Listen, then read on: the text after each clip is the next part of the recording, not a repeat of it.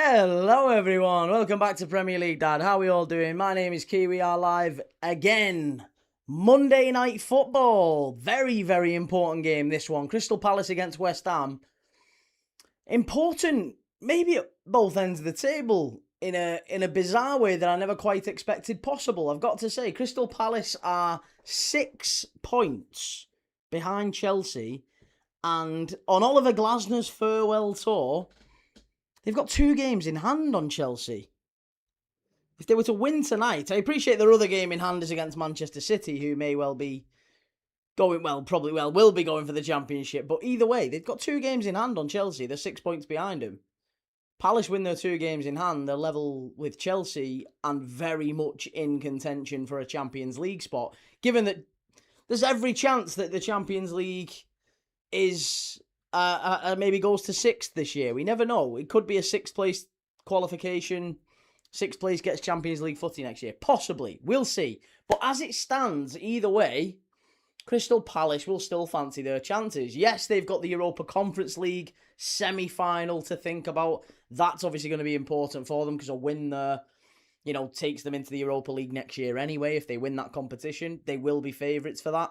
Oliver Glasner will want to end his Crystal Palace tenure strongly, having already won the FA Cup and the Community Shield there and done really, really well in his time there. He'll want to depart on a high note, and I think the Conference League is the perfect way to do that. But imagine he could get Champions League football as well.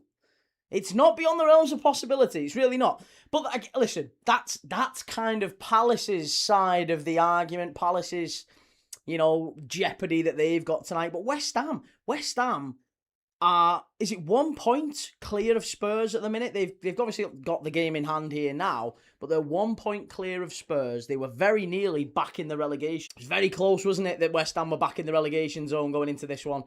But Brighton salvaged a late point, and for that reason, West Ham now could put 4 points between themselves and Spurs, and a real gap. Psychologically, it would land a hammer blow to Spurs tonight if West Ham won, wouldn't it? An absolute psychological hammer blow. So we'll have to see just how big of a deal this is by the end of tonight's game. What do you think? Get your answers in the chat, predictions-wise. I want to know what you're thinking. Do you think this one's a Palace win? Do you think it's a West Ham win? I've got both teams to score.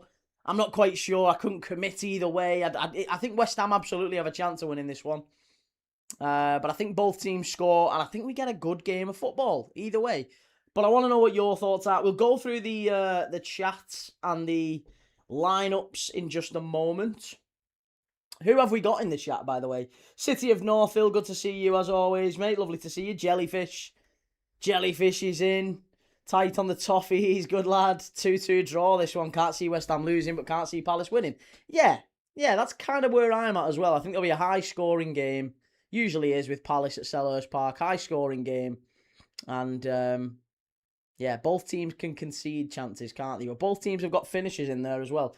Tati Castellanos on a bit of a roll at the moment. Savage U says we will win this one 2-1. Come on, you Irons.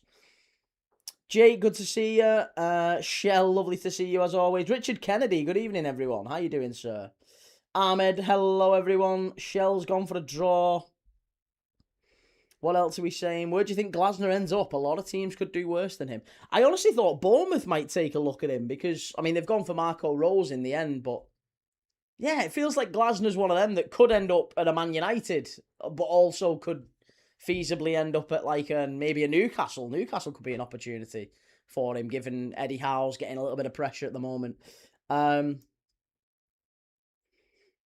Jake, hi, Shell, how was the match yesterday? Where are we up to?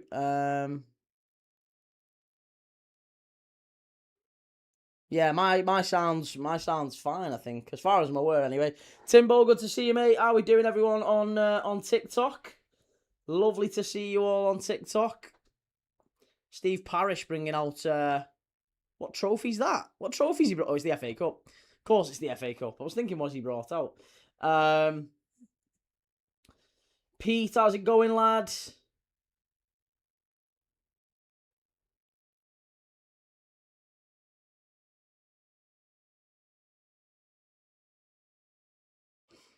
Johnny, good to see you, mate. Caden Downs, who do you support? I'm a Liverpool fan, Caden. Who do you support, mate?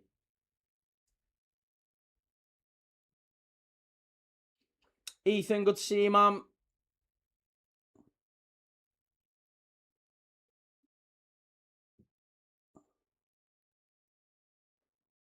Here we go. Sound keeps cutting out. Oh, God, that's not good. Okay, hang on. Give me a minute.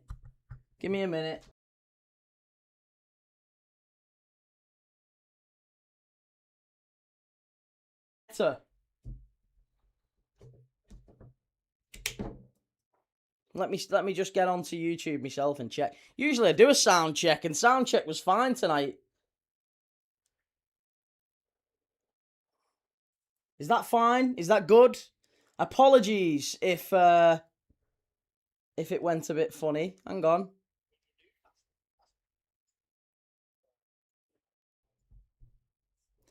It's not cutting out for me. I'm not sure why it's having an issue for some.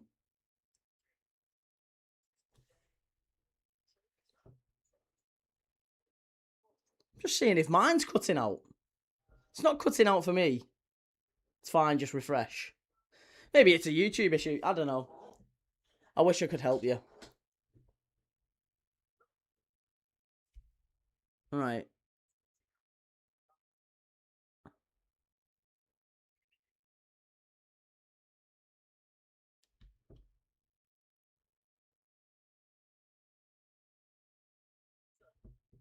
Oh, back on. We're back on. We're back on. We're good. Right, I think we're good now anyway.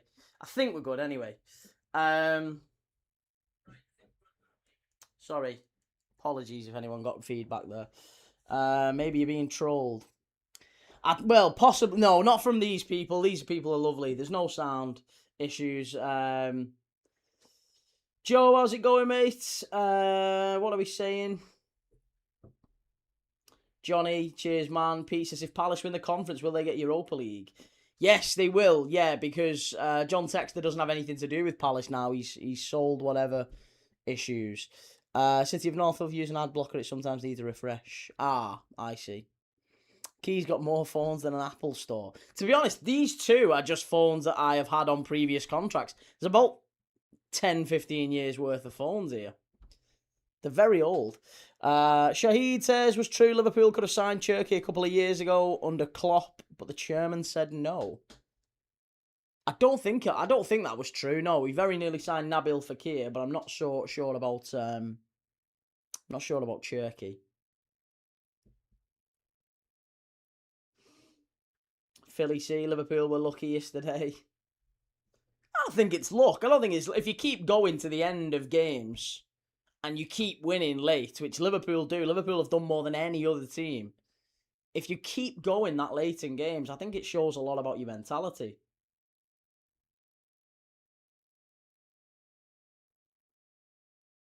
Mikey, why is he on mute? Am I on mute? I'm not on mute, am I?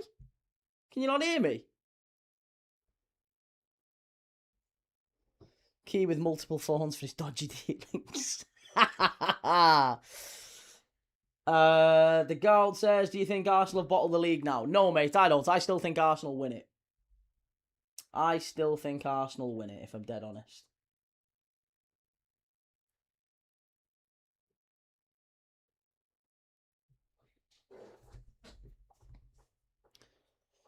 Remember those first 5 Liverpool games? Kept pulling a win out of a hat. Yeah, that's it.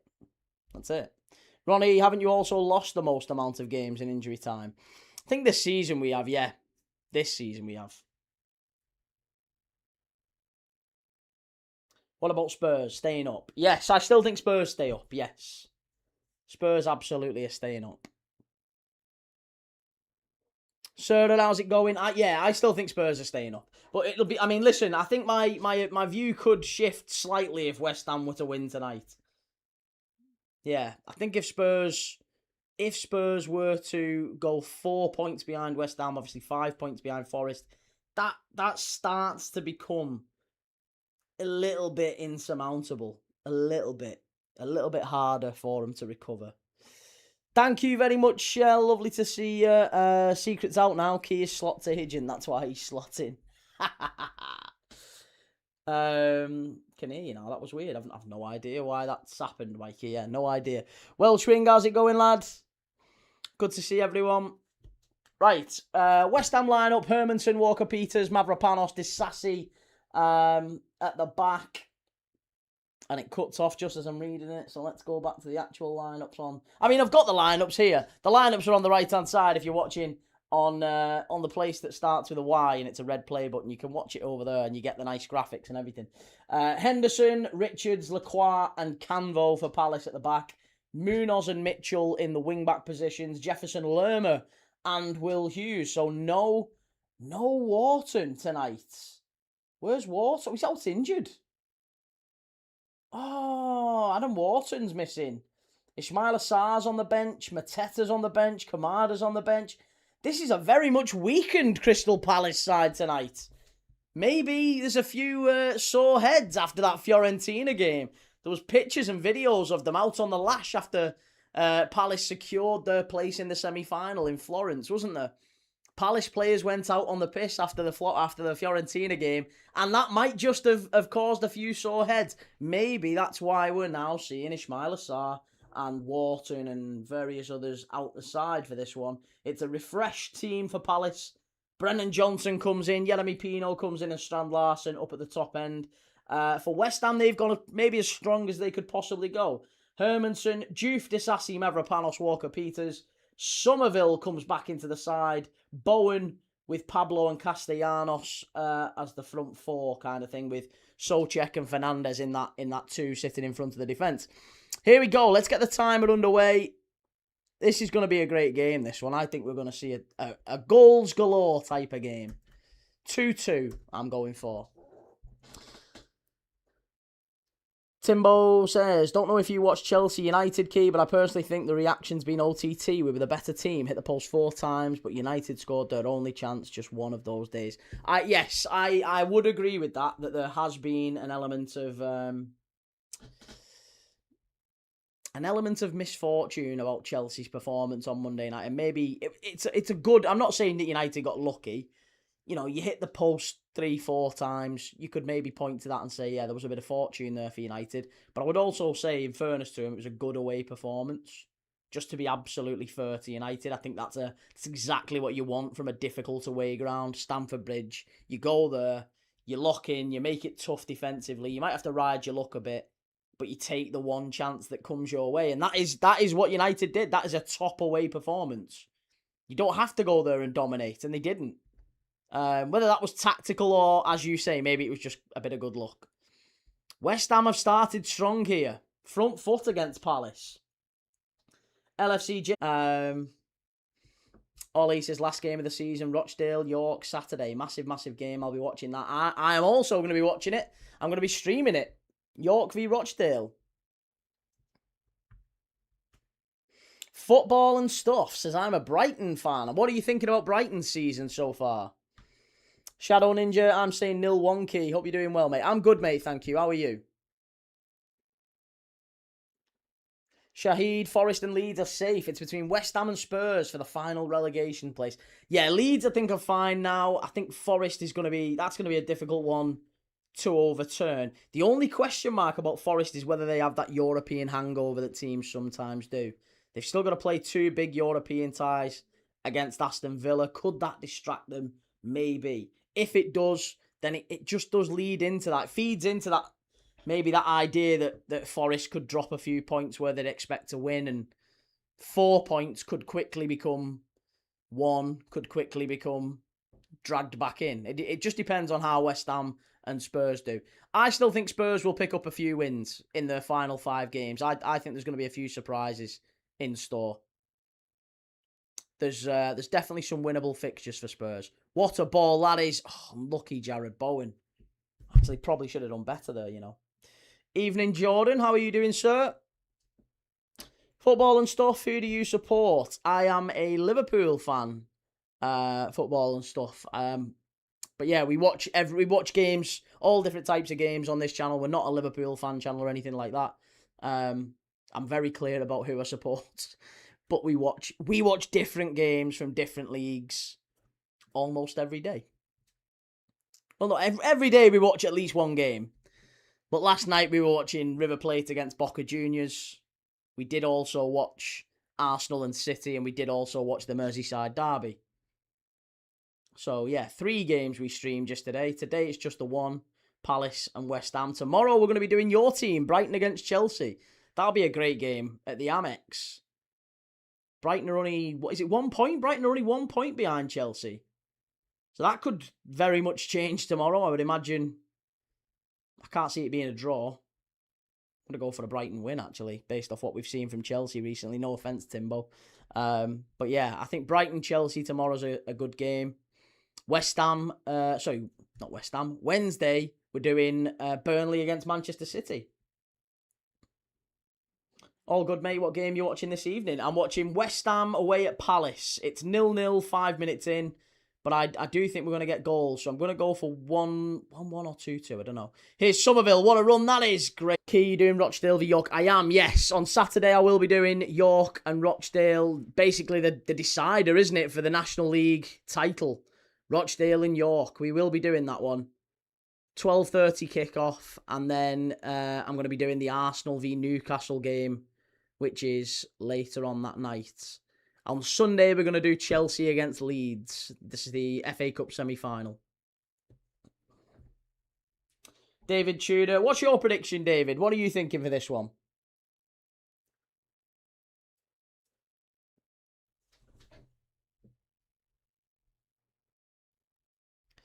LG, Fiorentina are playing today. They are, yes. They're playing Lecce today. They're playing Lecce.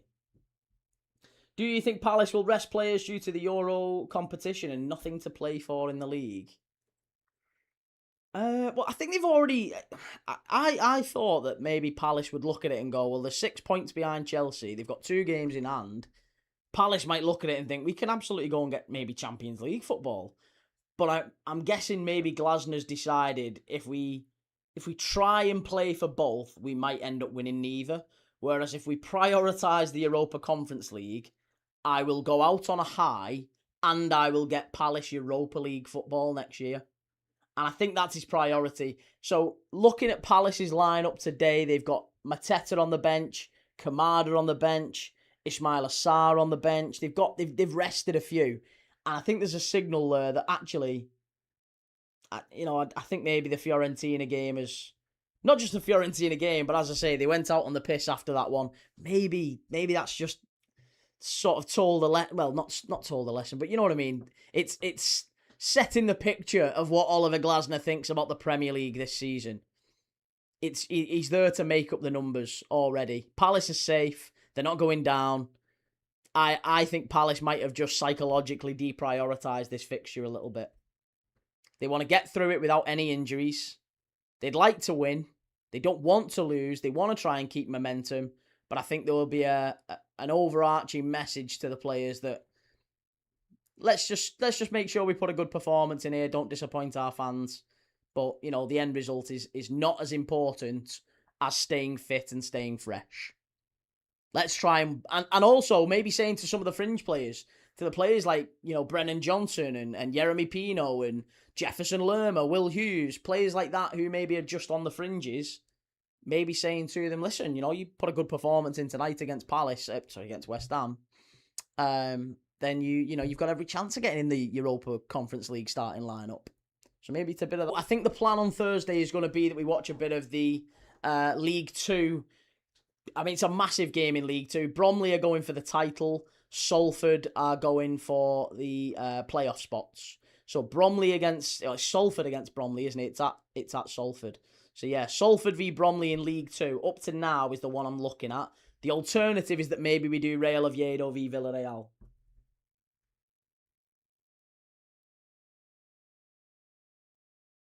2-1 West Ham, says David. Nice. Peter, saw you on Fan Reaction and YouTube censored you when you said Hildiko.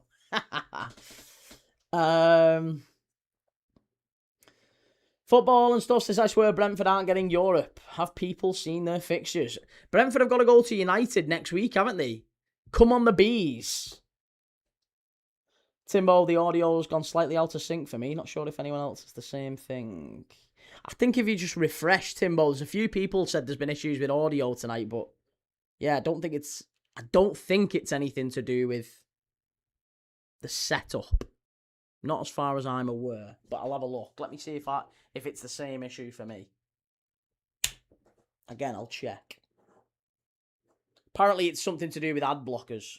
Someone said it's something to do with ad blockers because some people said it was on and some people said it was off. Ball whipped in far post. West Ham just wide. Not good enough, that.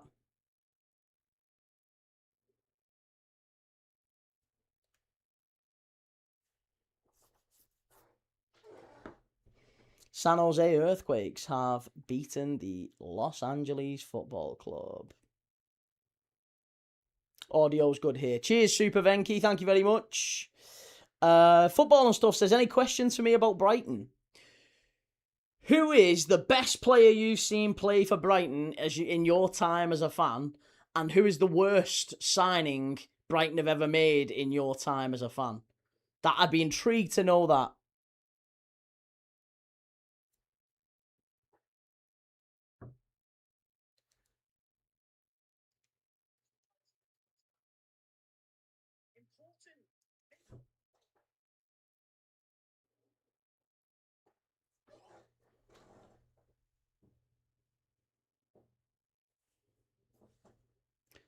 That pick is boss. Okay, perfect, Timbo. Thank you. Yeah, if anyone's having any issues with audio, just refresh and it'll be fine. It's something to do with YouTube. I think it's nothing to do with the actual technical setup. Nathan says, what should Arsenal do to win the league? Is it sacking Arteta or a transfer window? I actually don't think it's either. Welshwing, do you think we'll have a Leeds v Southampton FA Cup final? I'd love it if you did. Yeah, a Leeds Southampton Cup final would be great.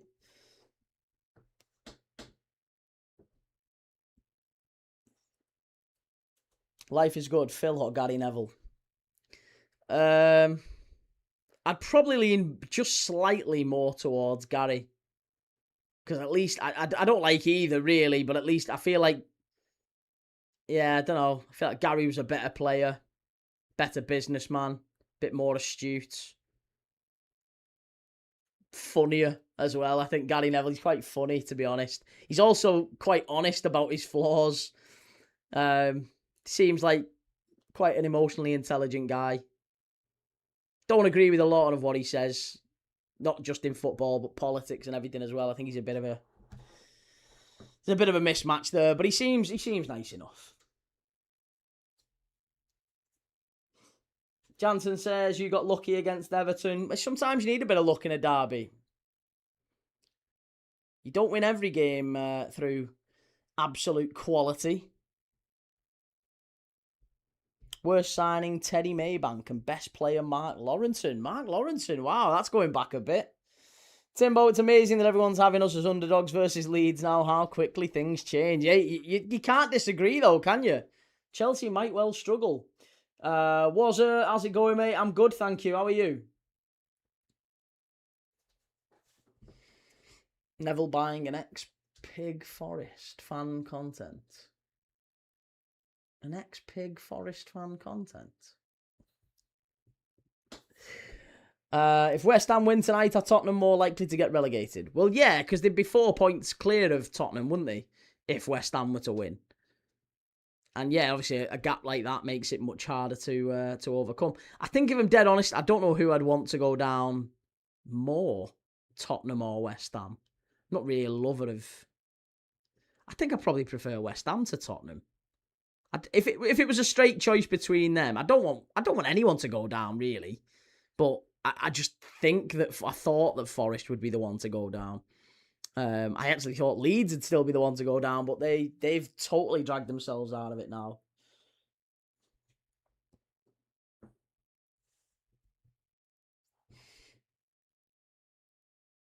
Adam, West Ham win, is that Spurs gone? No, because they'd only be 4 points ahead of Spurs with 5 games left to go. There's still a long way to go.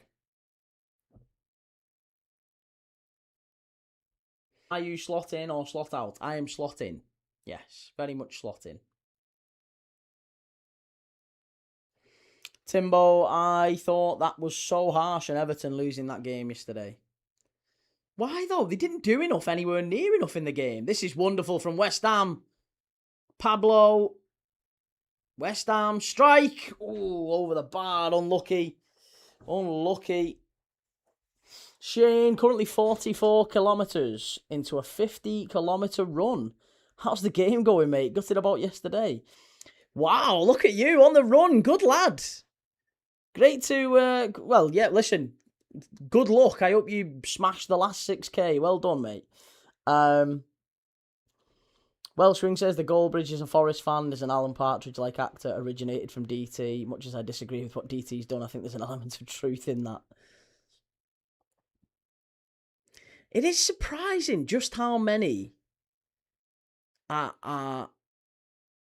There's a lot of. I mean, listen, I don't know. Goldbridge has admitted to being insincere, but it's quite surprising how many football fan content creators are like readily willing to admit that they're rage baiters and clickbaiters, almost wear as a badge of honor. Like, yeah, I say it because it gets people going, right? I say it because it makes people click and it makes people get angry and get upset.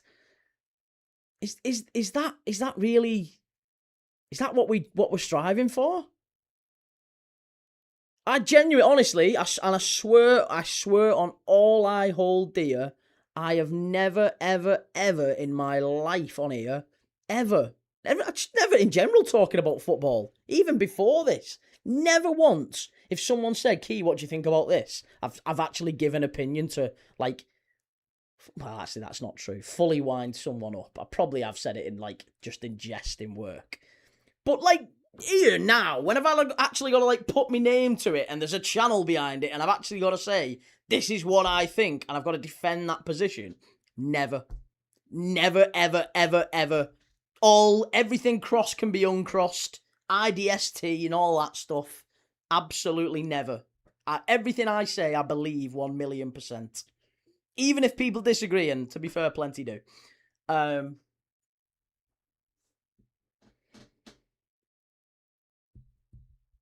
Timbo, question. Has there been a worse winger performance in Premier League history than Garnacho's on Saturday? That was bad.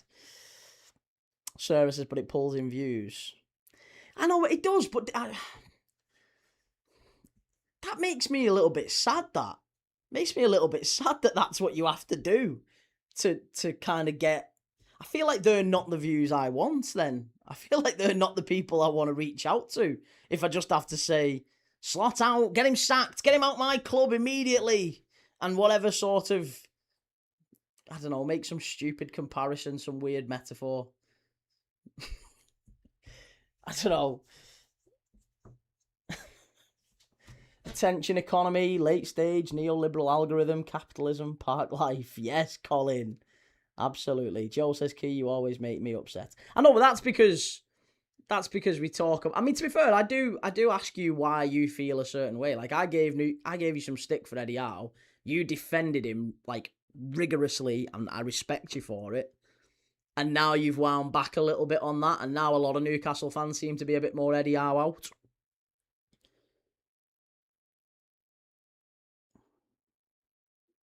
Timbo, Liam Delap's a donkey too. Everton wanted him last summer. They can have him this summer. Jay Shaw, gutted with the result yesterday, Key, but fair play. That's football. We know we have a long way to go. That was a shocking Liverpool team. You must be a little bit worried as a Red. I'm not really, no, because I honestly don't think that's a reflection of where the club will be next season. I think you played us, honestly. That is, and genuinely, that is the worst, slowest Liverpool attack I have seen in my 30-odd years, 35 years of watching Liverpool Football Club. That is the worst attack I've seen. And genuinely, like, I love Mo Salah, legend, the guy's leg's gone. Alexander Isak, I think he'll be a terrific signing for us, but he's like 100 minutes back from a broken leg. The guys shouldn't even be on a football pitch, but we've got no other striker, so what are you going to do? And then you've got like Rio Ingamoa, who is a kid, an actual kid. Couldn't go and buy you a bevy from the shops. And you've got Cody Gakpo, who there's mixed reviews about this season.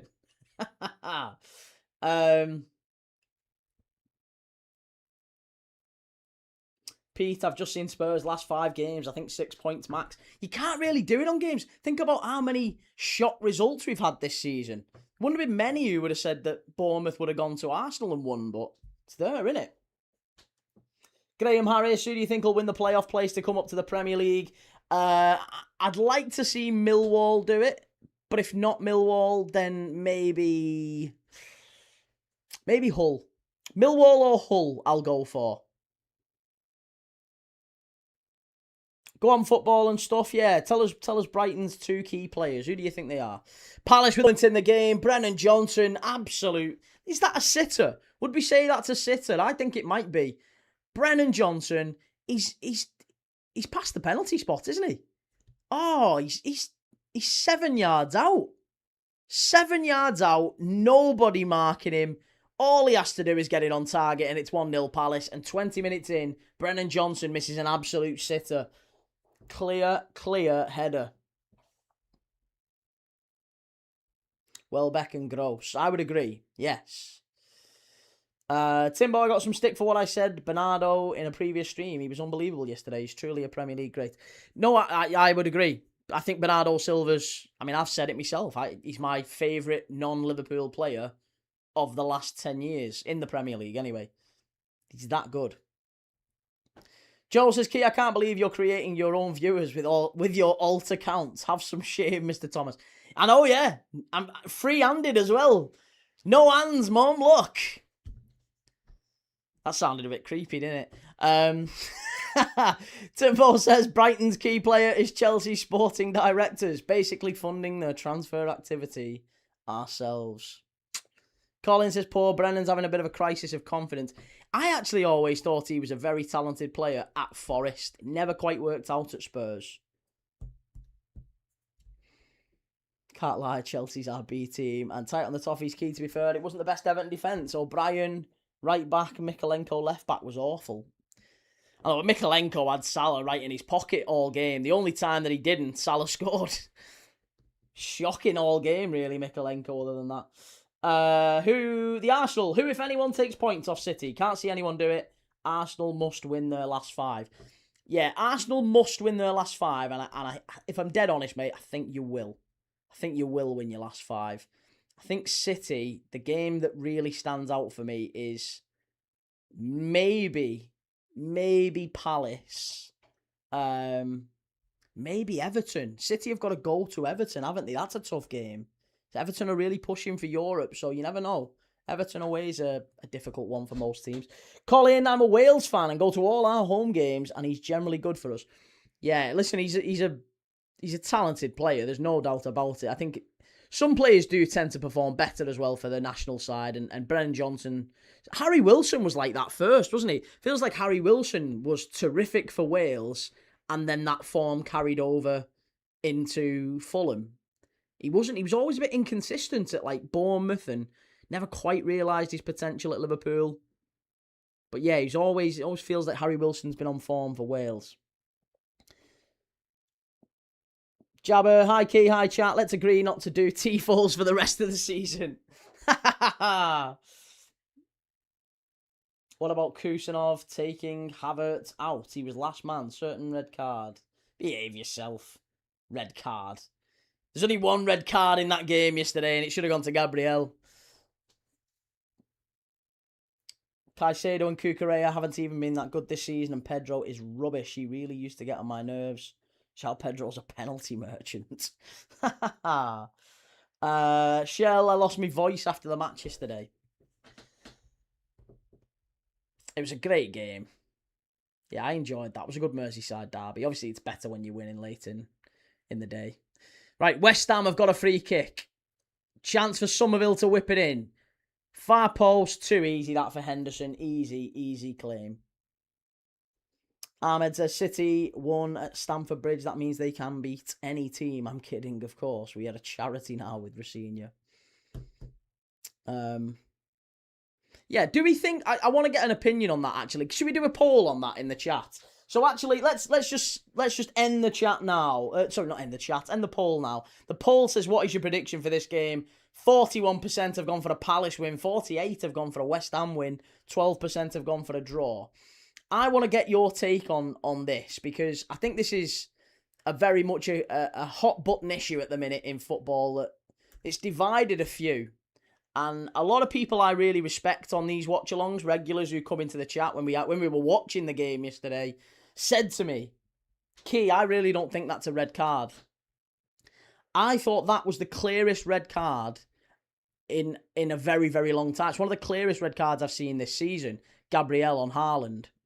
And I think if Haaland reacts, then I think if he goes down or holds his face, I think the referee immediately reaches for the red card. The fact that he doesn't react keeps Arsenal with 11 men on the pitch. That's my take. I'd love to hear yours. So, should Gabriel have been sent off yesterday for the headbutt on Haaland in the City v Arsenal game? Yes, no. There you go. No other alternatives. Get your answers in the chat, or get your answers in the poll and explain if you want to. Maybe vote in the poll and then explain why you think that in the chat. I'd love to hear it.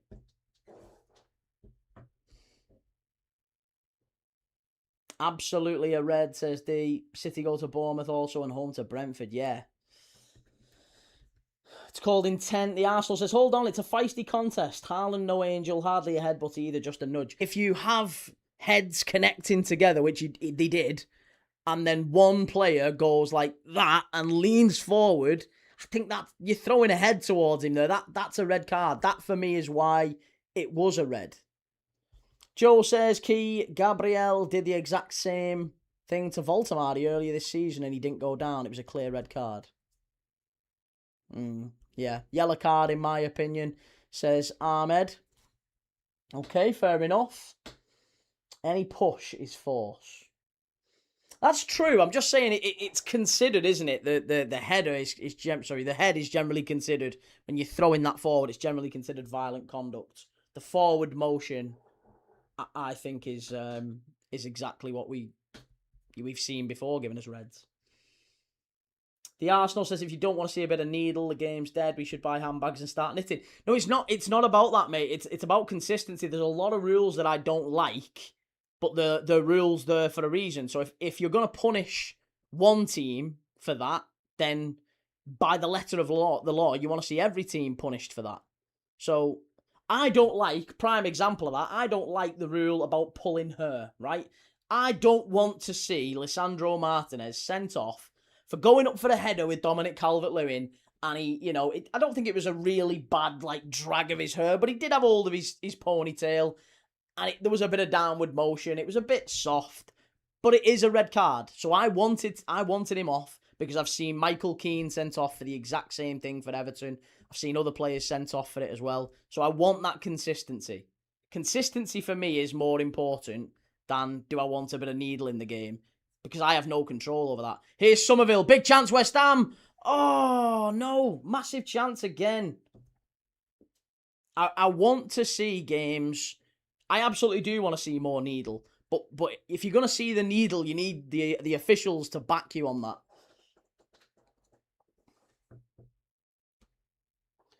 Graham says, definite forward movement, red card. Super Venki says, I personally find it ridiculous that Martinez accidentally tugging on a ponytail is a red and violent conduct, and what Gabriel did wasn't deemed violent. No, and I agree. This is where I think consistency is more important.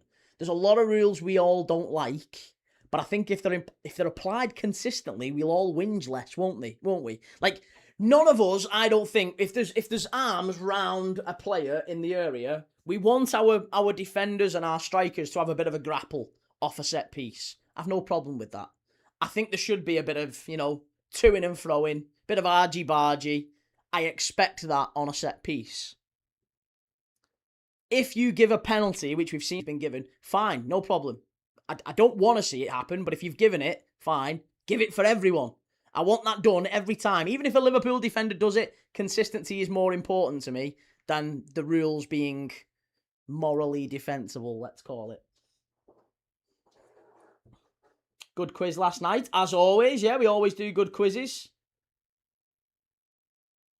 Kusanov should have been sent off if we're being consistent. Super Venki, we've done that one, sorry. Football and stuff, the spirit of the Blues is the best. Timbo, remember Clattenburg said that Spurs should have got 3 reds against us in 2016, but he said he let them lose themselves the game rather than because of him. Thanks. I think yesterday was the same thing. Maybe. Yeah, maybe a refereeing the game rather than... Or refereeing the crowd. Refereeing the occasion, isn't it? That's the one. Refereeing the occasion rather than the game. Sometimes referees are guilty of doing that as well.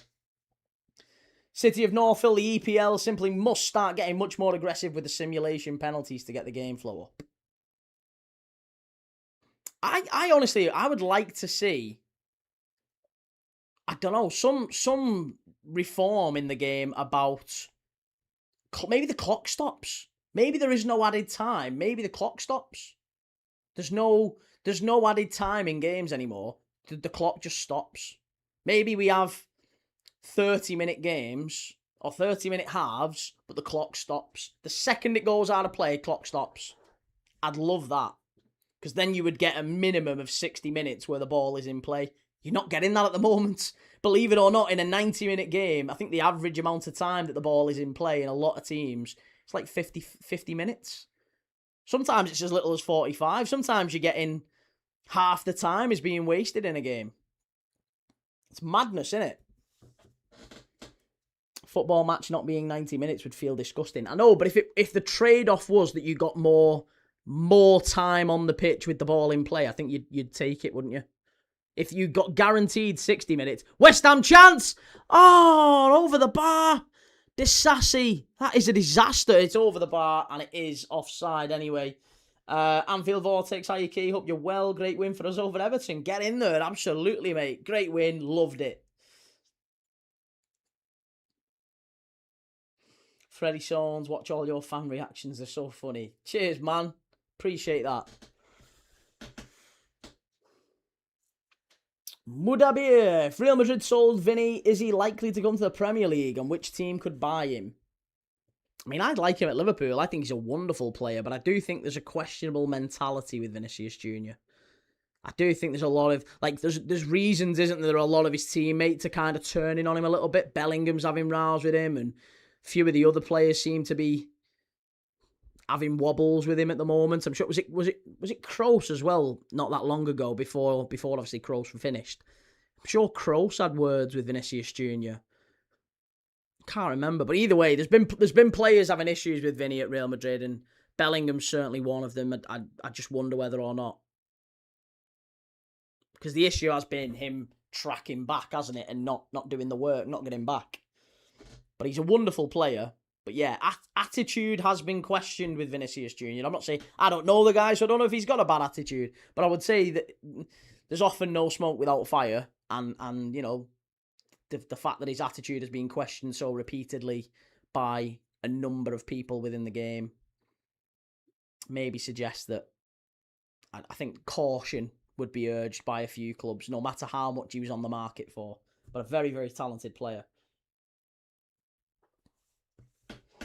Vuyo, did you know that if Pep Guardiola wins the Premier League, it'd be his 13th league title in his entire European career, the same number of leagues as Alex Ferguson, and in 12 years less? He's a wonderful manager, no doubt about it. JJ Ireland, Jones on Dewsbury Hall because Maguire got sent off for the same thing against Bournemouth.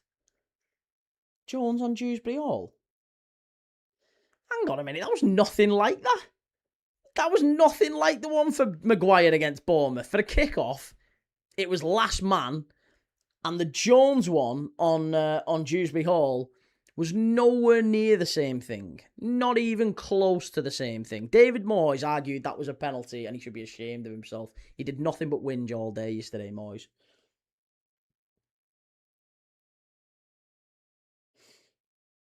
Timbo, I think Vinny is suffering the Neymar treatment, but to a lesser extent. He's not likeable, so people don't give him the credit he deserves. I mean, that's kind of the issue with Arne Slot, to be honest.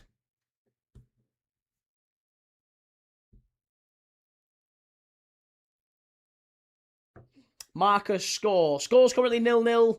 Palace 0, West Ham 0. I stupidly backed both teams to score and a goal in each half, so I am very much hoping we get a goal in the next 10 minutes or so.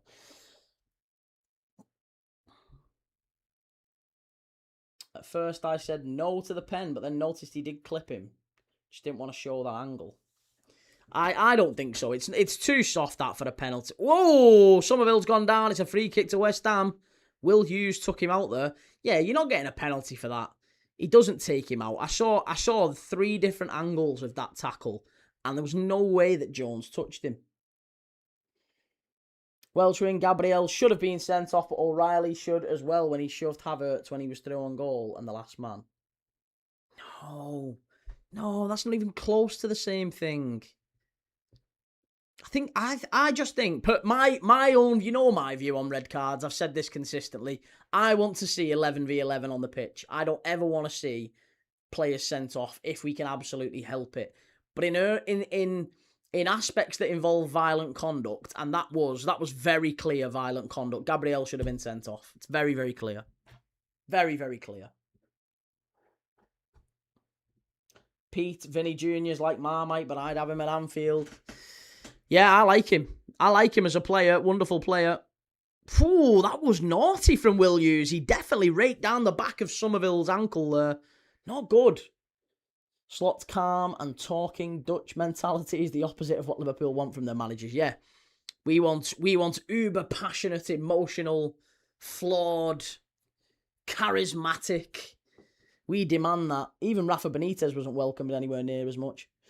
City of Northville, the thing I miss most about Amorim or West Ham, big chance here. Oh, it's got great defending by Palace, that. What are we saying? Sorry.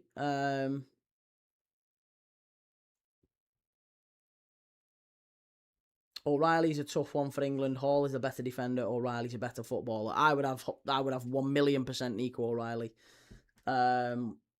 City of Northville, the thing I miss about Amorim is the loose lips. We finally were getting insight into the dressing room at United and getting an idea of the club poison. Yeah, this is why I want Amorim back in the Prem. I think he was a joy. He was an absolute joy in the Premier League. Mr. Arsenal fan, good to see you, man. Lou Harwood says our heads fell with that double blow, the goal ruled out, and then your goal a minute later. Yeah, that was very, very typical of Liverpool in a derby. Totally against the run of play.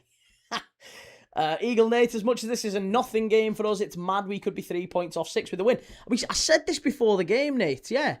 If you were to win your 2 games in hand, granted the other one's against City, win it, you're kind of in with a Champions League shout. So is maybe Glasner doing a bit of a sort of educated guess that he's going to sacrifice this one thing, the league, and just go for the Conference League so he's got something that he can win? Because I think you've got to win that Conference League this year. The way it's looking, certainly favourites. West Ham cleared away by Palace. 8 minutes to go to half-time. Typical Liverpool, the world's luckiest club against the world's unluckiest club. I'm not sure I'd agree with the way our injuries are going at the minute, Lou. We're down to our 3rd choice keeper. We're playing Preston's keeper from last year at the minute, and we're supposed to be the Premier League champions. Both of our right backs have been out injured all season. Both of our centre forwards got freak long-term injuries. Our new centre back got an ACL on his debut.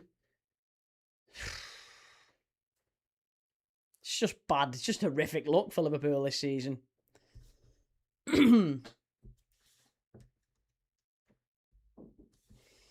JJ Ireland to say it wasn't the Dewsbury Hall one, not the same as the Maguire one, I think it's crazy. Either we get a pen or the Maguire one doesn't get given. The Maguire one was so much more clumsy. Yeah, the Maguire one was so much more clumsy. It's not even close to the same thing. There was a natural coming together with Jones and Dewsbury Hall. Dewsbury Hall, I don't think needed to go down. Whereas I think is Evan Nilsson's running across Maguire. Now, he didn't necessarily need to go down either. Oh my God, big chance! Oh, off the line from Palace. West Ham in the area. Somerville far post, header. It's cleared away. Palace are hanging on a little bit here with 5-6 minutes to go.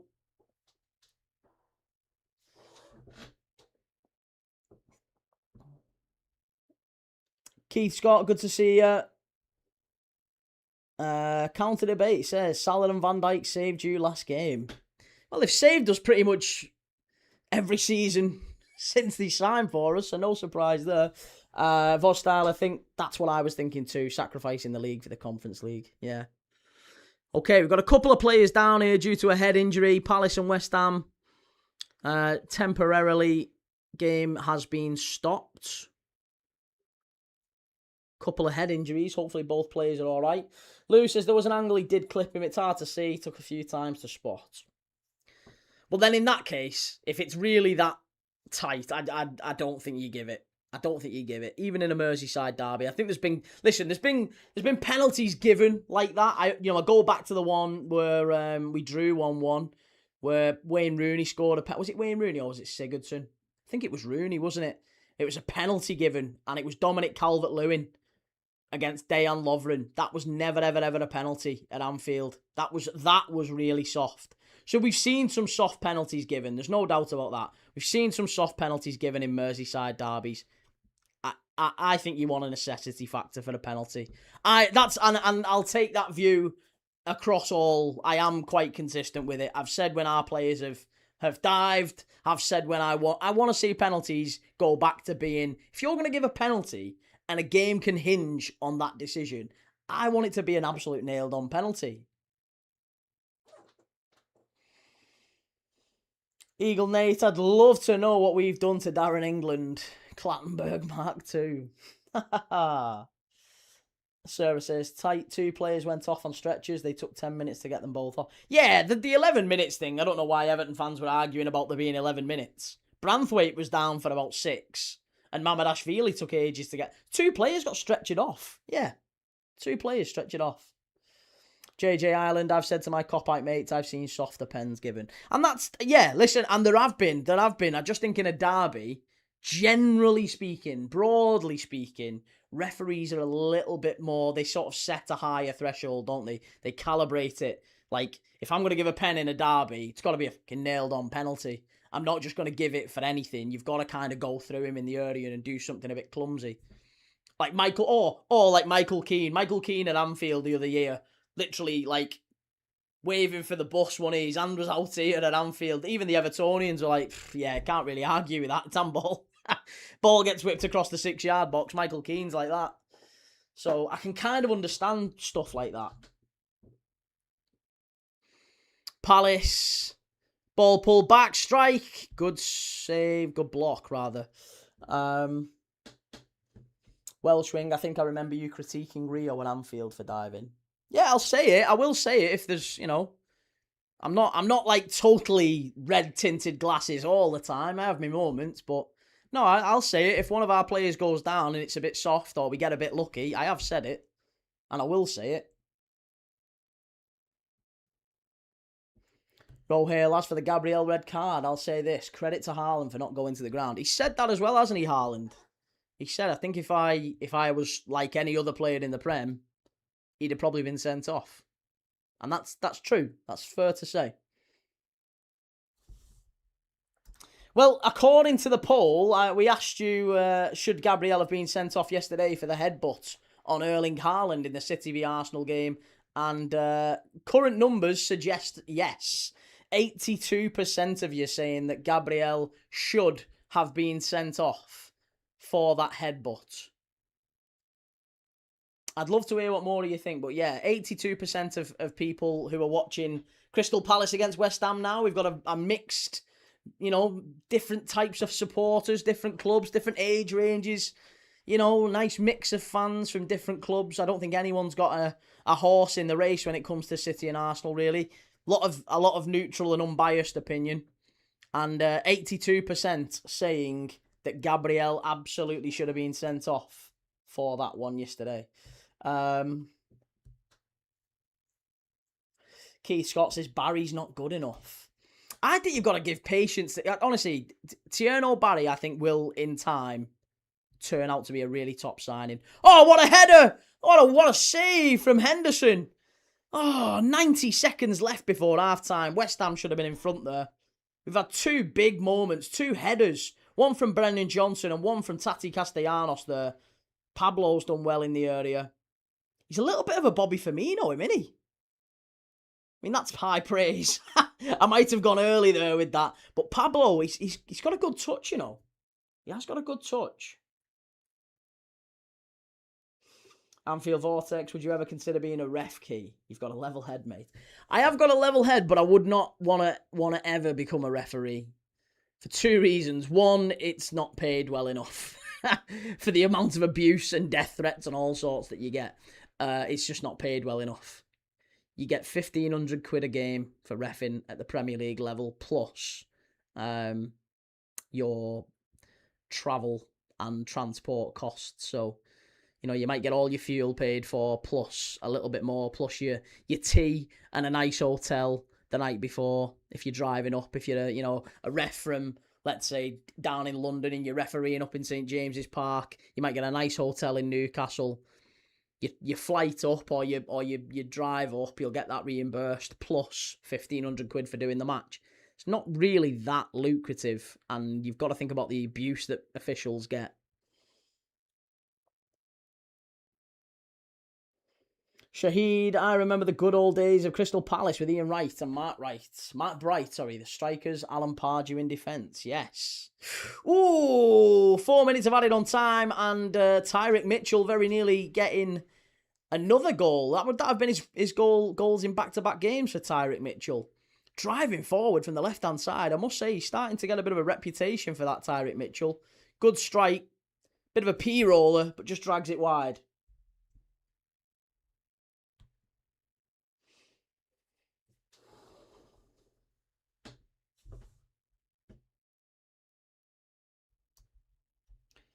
Keith Scott, that's the problem, Shell. He just looks lost when playing. Maybe just me, just saying.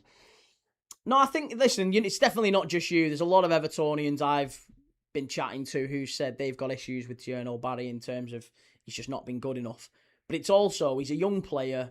He's new to the Premier League. And you've got to remember, he's literally jumped.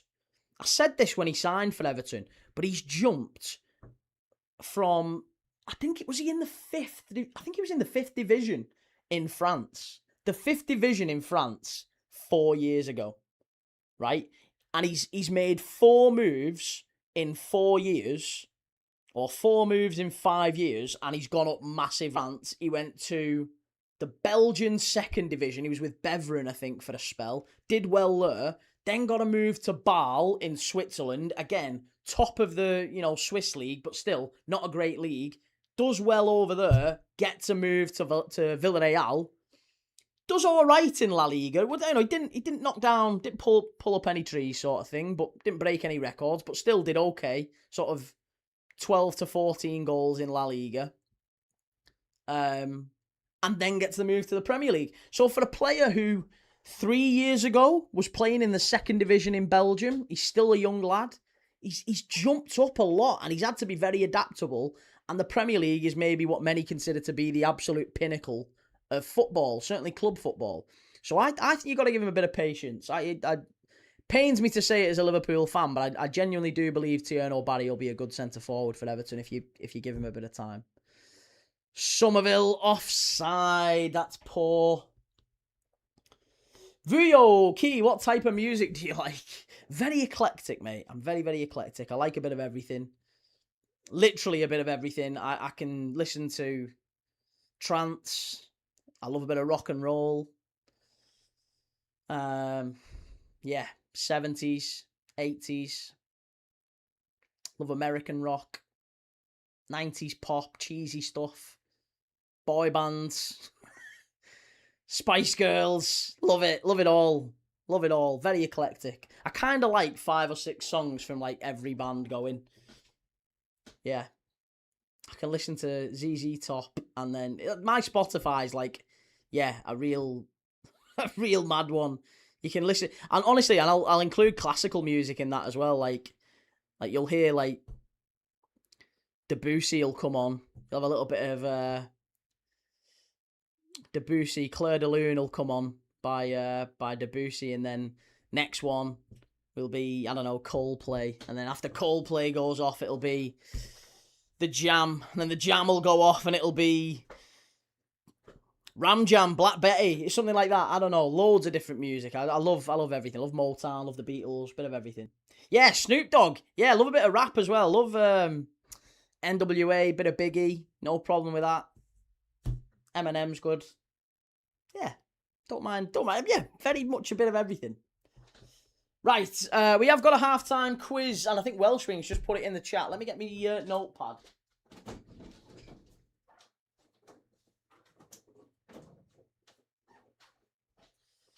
Okay, right. Halftime quiz. From 5 highest Premier League goal scorers of the 2000s. Ooh, so from the 1st of January 2000 to the 31st of Jan 2009. That'll be a good one.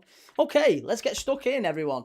The top Premier League goal scorers, top 25 Premier League goal scorers of the 2000s from January 2000 to December 2009. Get your answers in. Michael Owen is 6th. Right, 1, 2, 3, 4, 5, 6 is Owen. You look like you could do a good Elvis key.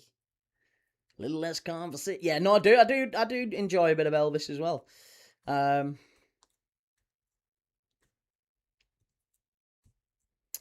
the blues as well. Bit of everything. Love everything. 25. Right, okay. Giggs, Lampard is 3rd. Right, so we've got Owen in 6th, Lampard in 3rd, Henry, Drogba's 12th, Rooney 2nd. We're going to fly through this one. Ronaldo is 11th. This is a great quiz, this one. Key loves K-pop too. I have to, because my little girl loves it. Yeah, my little girl loves it, so I absolutely do. We're going up, up, up, it's our moment. Yeah, so I do love a little bit of K-pop. I have to. My little girl would kill me if I didn't know what Rumi's singing, or what's the other one called? Rumi, Romance, the Sadger Boys. Yeah, I know all that. I have to know all that. Gerrard 16th. So we've got Gerrard 16th, Drogba 12th, Ronaldo 11th, Shearer 9th, Owen 6th, Lampard 3rd, Rooney 2nd, Henry 1st. Torres is 24th, Van Nistelrooy's got to be in there. Rude is 5th, right, RVN. Defoe is 8th. This one I think we will box off very quickly. Andy Cole, Suarez wasn't in the Prem then. No, not Fowler or Van Persie. Defoe is 8th, Rude is 5th. Shearer's 9th, Henry's 1st. Just trying to make sure I've got everything. Ronaldo's 11th, Rooney 2nd, Drogba's 12th, Lampard 3rd, Owen 6th. Right, excellent. Okay. Kane and Berbatov. Aguero. Who was up front for Arsenal then? Bergkamp. Bergkamp's got to be there. I bet Bergkamp's there. Scholes maybe. Heskey, yeah. Heskey's a good shout. Goal scored more goals in the 2000s than Gerrard. Not Heskey. Costa, Van Nistelrooy, Joe Max Moore, Adebayor. Freemo says Johnson's 1 foul away from a red, lad. He definitely needs to sort it out, doesn't he? Anelka is 7th. Anelka. Not Crouch and not Bergkamp. Clint Dempsey, Viltord. No, there's got to be more players who played like consistently through that period. Who were always goal scorers. Who were goal scorers throughout that period? Hasselbank's 10th, yeah. Jimmy Floyd. That makes sense. And have we said Andy Cole? Andy Cole was still going about then. So was Dwight York. Robbie Keane. Robbie Keane's probably not a terrible shout. Zola, I think, Zola was kind of retiring by that point. Robbie Keane is 4th. Right, that's good. Right, so we need 13th, 15th, and then 17th to 23rd. Bellamy. Bellamy's a good shout. Yes. Bellamy's a very good shout. Cantona as well. Oregon Wednesday, not even close. Haaland initiated the lean-in. I'm sick and tired of the diving. The refs need to take control. Stop letting all the delay tactics and taking minutes for play to start. I mean, in fairness, Oregon Wednesday, he didn't actually dive Haaland, did he? He didn't. I think he could have made it worse. I think that's kind of everyone else's argument is he could have reacted, couldn't he? He could have been very strong and kind of go, oh, hit the deck or something like that. Then you probably would have had a case. I think that would make sense. Cole 22nd. Yakubu's 12th. Yakubu. No, hang on a minute. Oh, Yakubu's 13th, sorry. Yakubu is 13th. Wow. Viduka, Chris Sutton, James Beattie. These are all excellent answers. I like these. Bent, Kevin Phillips. Yeah, I like Kevin Phillips. Kevin Phillips must be one. Kevin Phillips must be one. Viduka is 23rd. Alan Smith. Didn't score that many, Alan Smith. Neither did Harry Kewell, to be honest. But Evertonian, that's a great shout. Dion Dublin. Not a terrible shout. Bellamy, Dion Dublin. Peter Crouch we've already had, Dan, and it's not right. No, it's not right. It's not Dion Dublin. Oh, sorry, it's not... Kevin Phillips is 28th. Kevin Phillips scored less goals in the 2000s than Fernando Torres and Mark Viduka. That's bizarre. Crouch is 26th. Was Suarez playing back then? Not in the Premier League, he wasn't, no. Dion Dublin's 27th. Tony Yeboah wasn't in the Prem in the 2000s. He'd gone, he left. Like, he was only in the Prem for a few years. Sort of 26th, 27th. Sorry, 26, 27. He was in 96, 97. Or maybe it was earlier than that, 95, 96. Giggs. We've not had Giggs yet. Yeah, Giggs is probably up there. Sheringham. Not Giggs. No, not Giggs. Di Canio. Again, was Di Canio there that period? Again, it would have been more 90s, wouldn't it, Di Canio?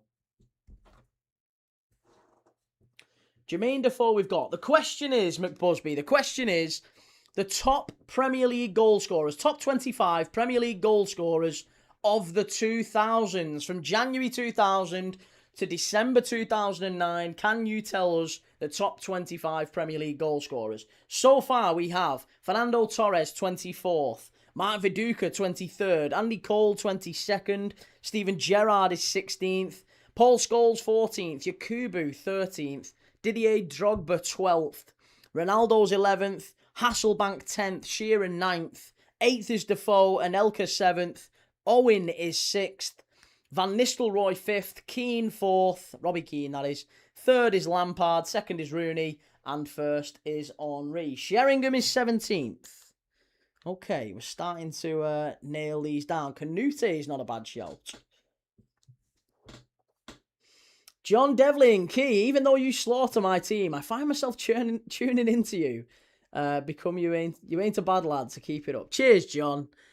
Appreciate you, mate. I really do. Thank you very much. It's all love, I promise you. Lampard was 3rd. He was, yes. Lampard was 3rd. Rooney was 2nd. Henry is 1st. Hasselbank we've got. Andy Johnson. Could Andy Johnson be there?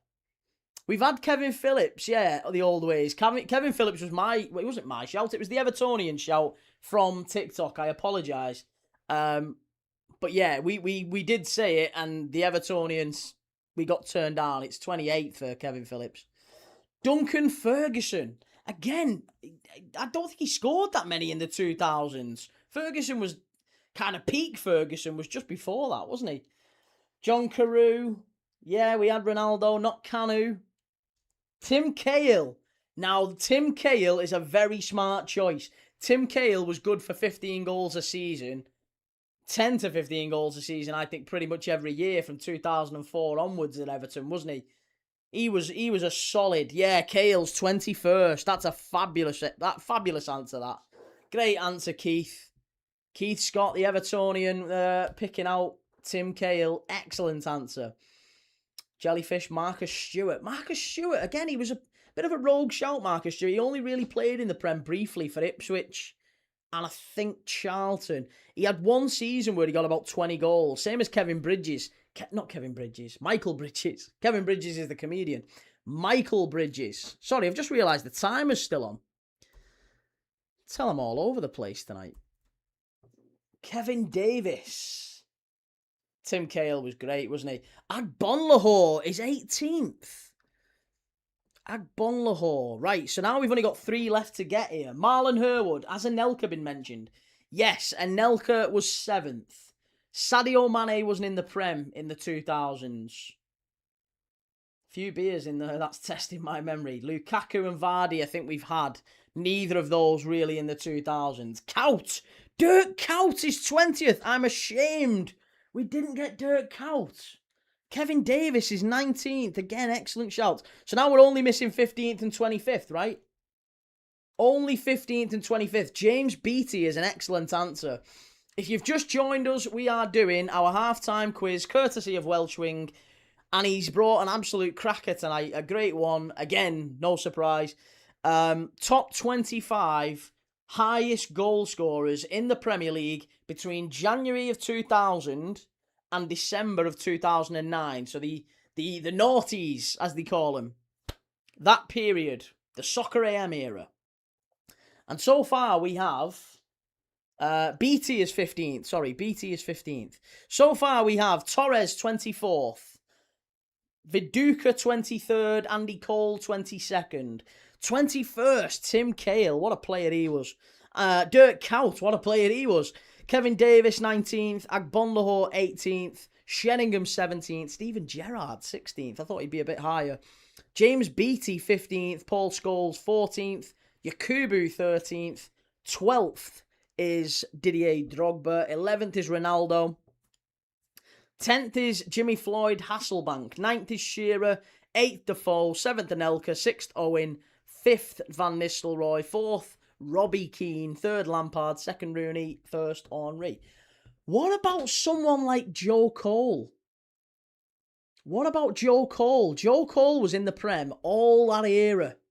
West Ham and Chelsea and kind of back end of that era. 2010 was when he came to Liverpool. He was a bit finished by then. But throughout that era for Chelsea, Joe Cole played like 30, 40 games a season in a top team. Was kind of the same as Cahill. He was very, very consistent. I think Joe Cole's in there. I think Joe Cole's in there. I really do.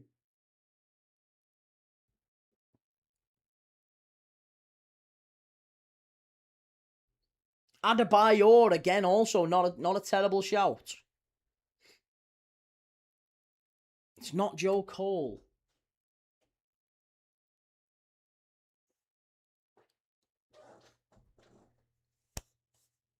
Nanny, Darren Bent. Darren Bent's not a bad shout.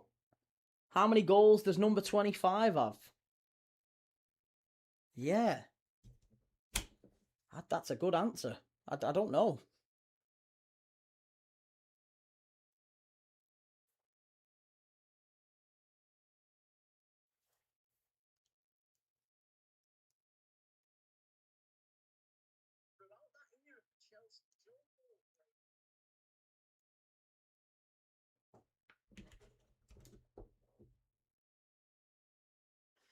Yeah, we've had Dirk Kuyt. Dirk Kuyt is 20th.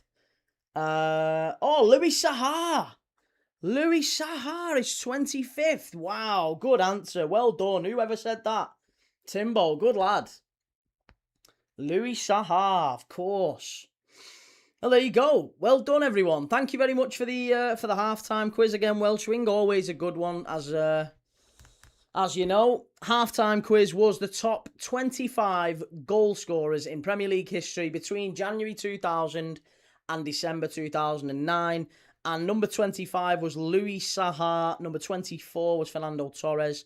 23, Mark Viduka. 22, Andy Cole. 21, Tim Cahill. 20, Dirk Kuyt. 19, Kevin Davis. 18, Gabby Agbonlahor. 17, Teddy Sheringham. 16, Steven Gerrard. 15th, James Beattie. 14th, Paul Scholes. 13th, Yakubu. 12th, Drogba. 11th, Cristiano Ronaldo. 10th, Jimmy Floyd Hasselbank. 9th, Alan Shearer. 8th, Jermaine Defoe. 7th, Nicholas Anelka. 6th, Michael Owen. 5th, Ruud van Nistelrooy. 4th, Robbie Keane. 3rd is Frank Lampard. 2nd, Wayne Rooney. And 1st, Thierry Henry. Thank you very much. Thank you very much. Thank you very much. Sorry, we're back for the second half. Here we go. Second half underway at Selhurst Park. Still deadlocked at 0-0. But we will get a goal in this one, I'm sure. There's been chances, definitely. Big Falk. All right, key mate. Do you think Spurs are going down or not? I don't know. I still think they'll stay up. I still think they'll stay up. Whether it's for West Ham or Forest, I don't know.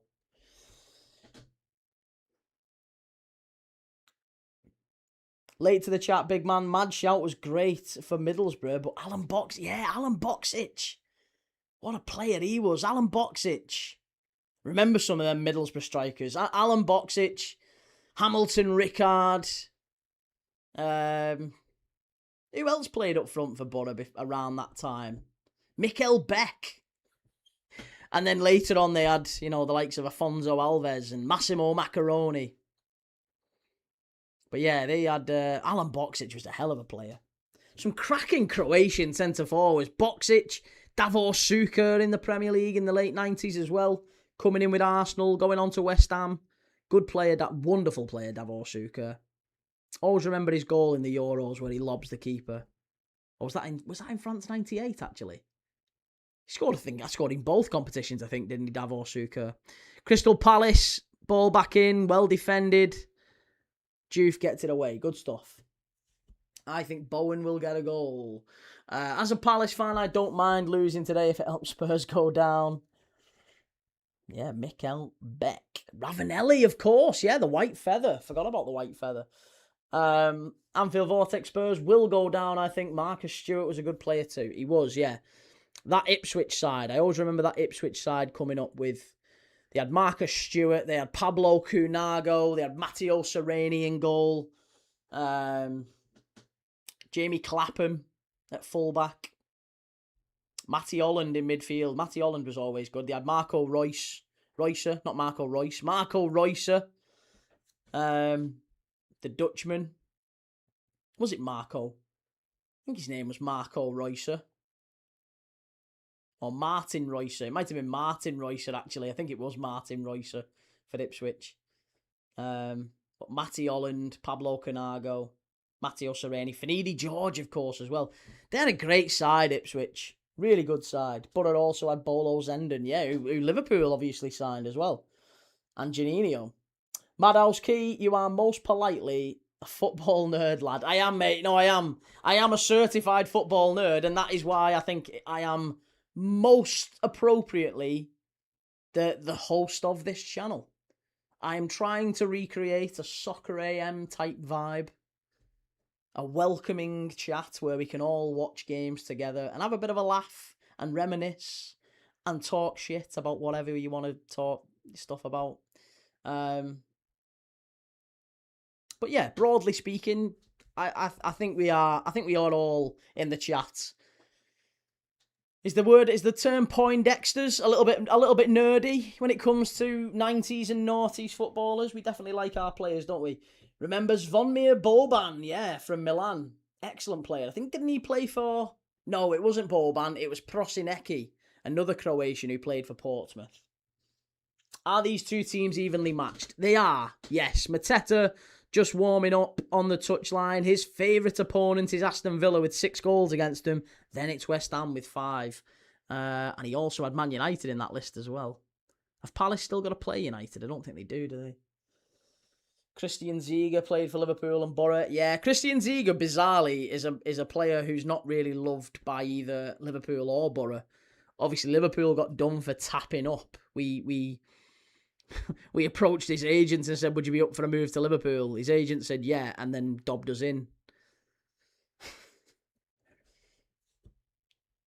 Put 4 football fans in a room, we can spend hours just saying random 2000s Prem players to each other. It's true, innit? It is true. Just name, we should do that. We should make that a thing on here. Hey, just throw in, like, your random Premier League player of maybe we should, yeah, whatever. Just throw it in. Just random Premier League player shout. Like a random name generator. Jesus, big man, you're making me all nostalgic and feeling old with these names. What a time it was. It was great, wasn't it? Ipswich, close to getting in the Champions League with that side under George Burley. He's a wonderful manager as well, George Burley. He did really well with that Ipswich side. They came up and so close to actually getting in the Champions League. A little bit like Forest did last year, I guess. Football fanatic ballers.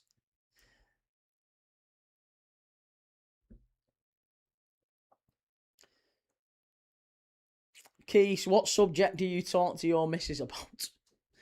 A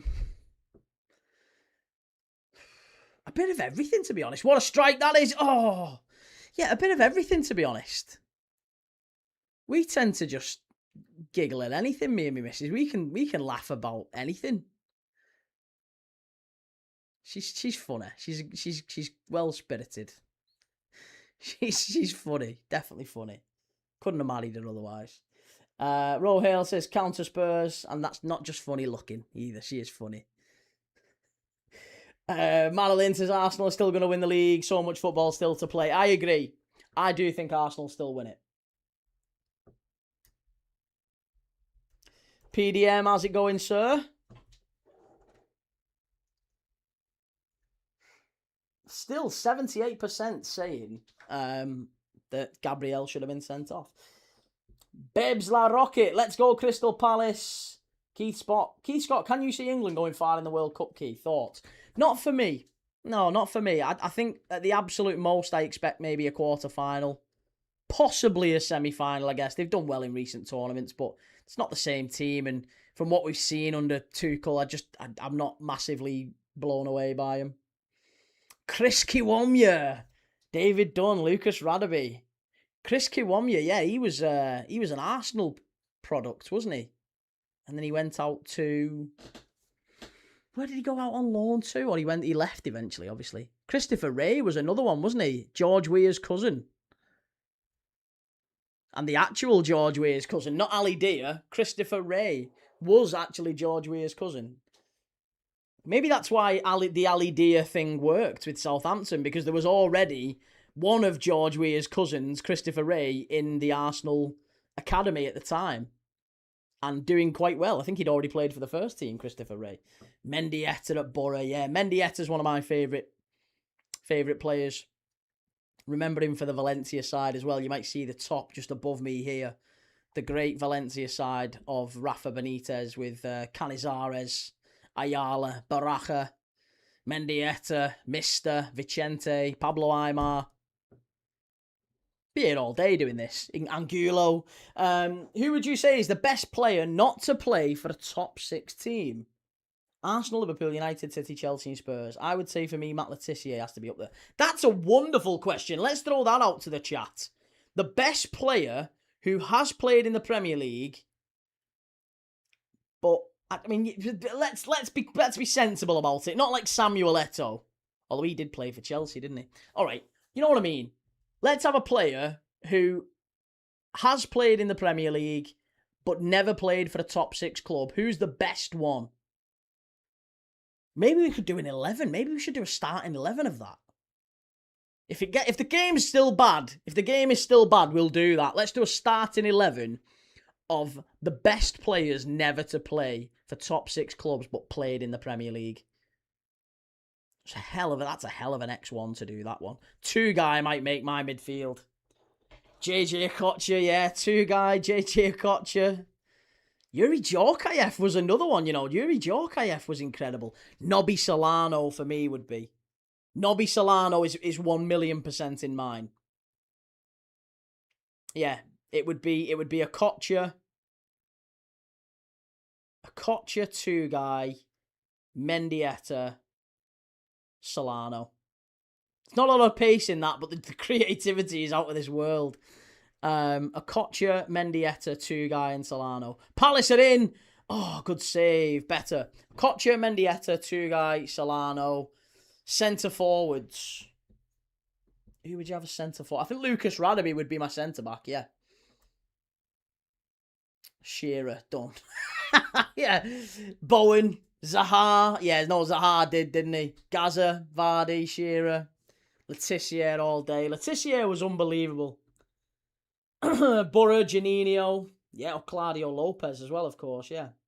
The Anfield Vortex. I met Bolo Zender when Liverpool played Wrexham after winning the Champions League in 2005. Nice. Supposed to be a nice fella. Paul Pesci-Shalido for me. Evening, Key. How's it going, Alex? Yeah, Alan Shearer is the most obvious answer, but I think that would defy the spirit of the game, wouldn't it, to name the Premier League's all-time leading goal scorer and also a player who won the Premier League. Maybe we have to exclude all Premier League winners. Therefore, Vardy can't get in either.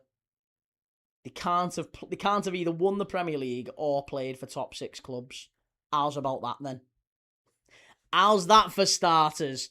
Can't have won the Premier League or played for any top 6 clubs. Stelios Giannakopoulos was better than Mendieta. He was, but he was a different type of player. Stelios nearly came to Liverpool.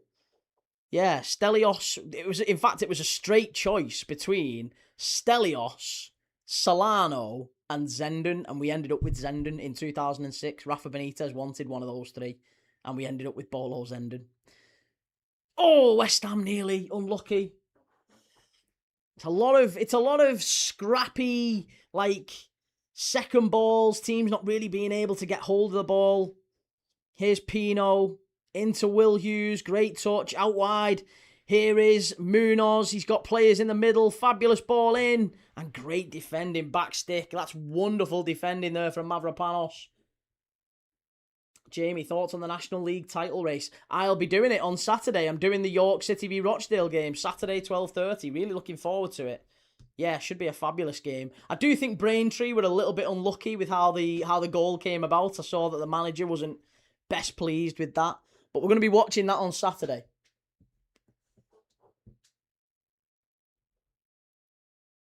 Michu, the one-season wonder. Tarapt, yeah. Jonas Gutierrez, Kabay. Speed, yeah. Chris Sutton as keeper. Chris Sutton as keeper?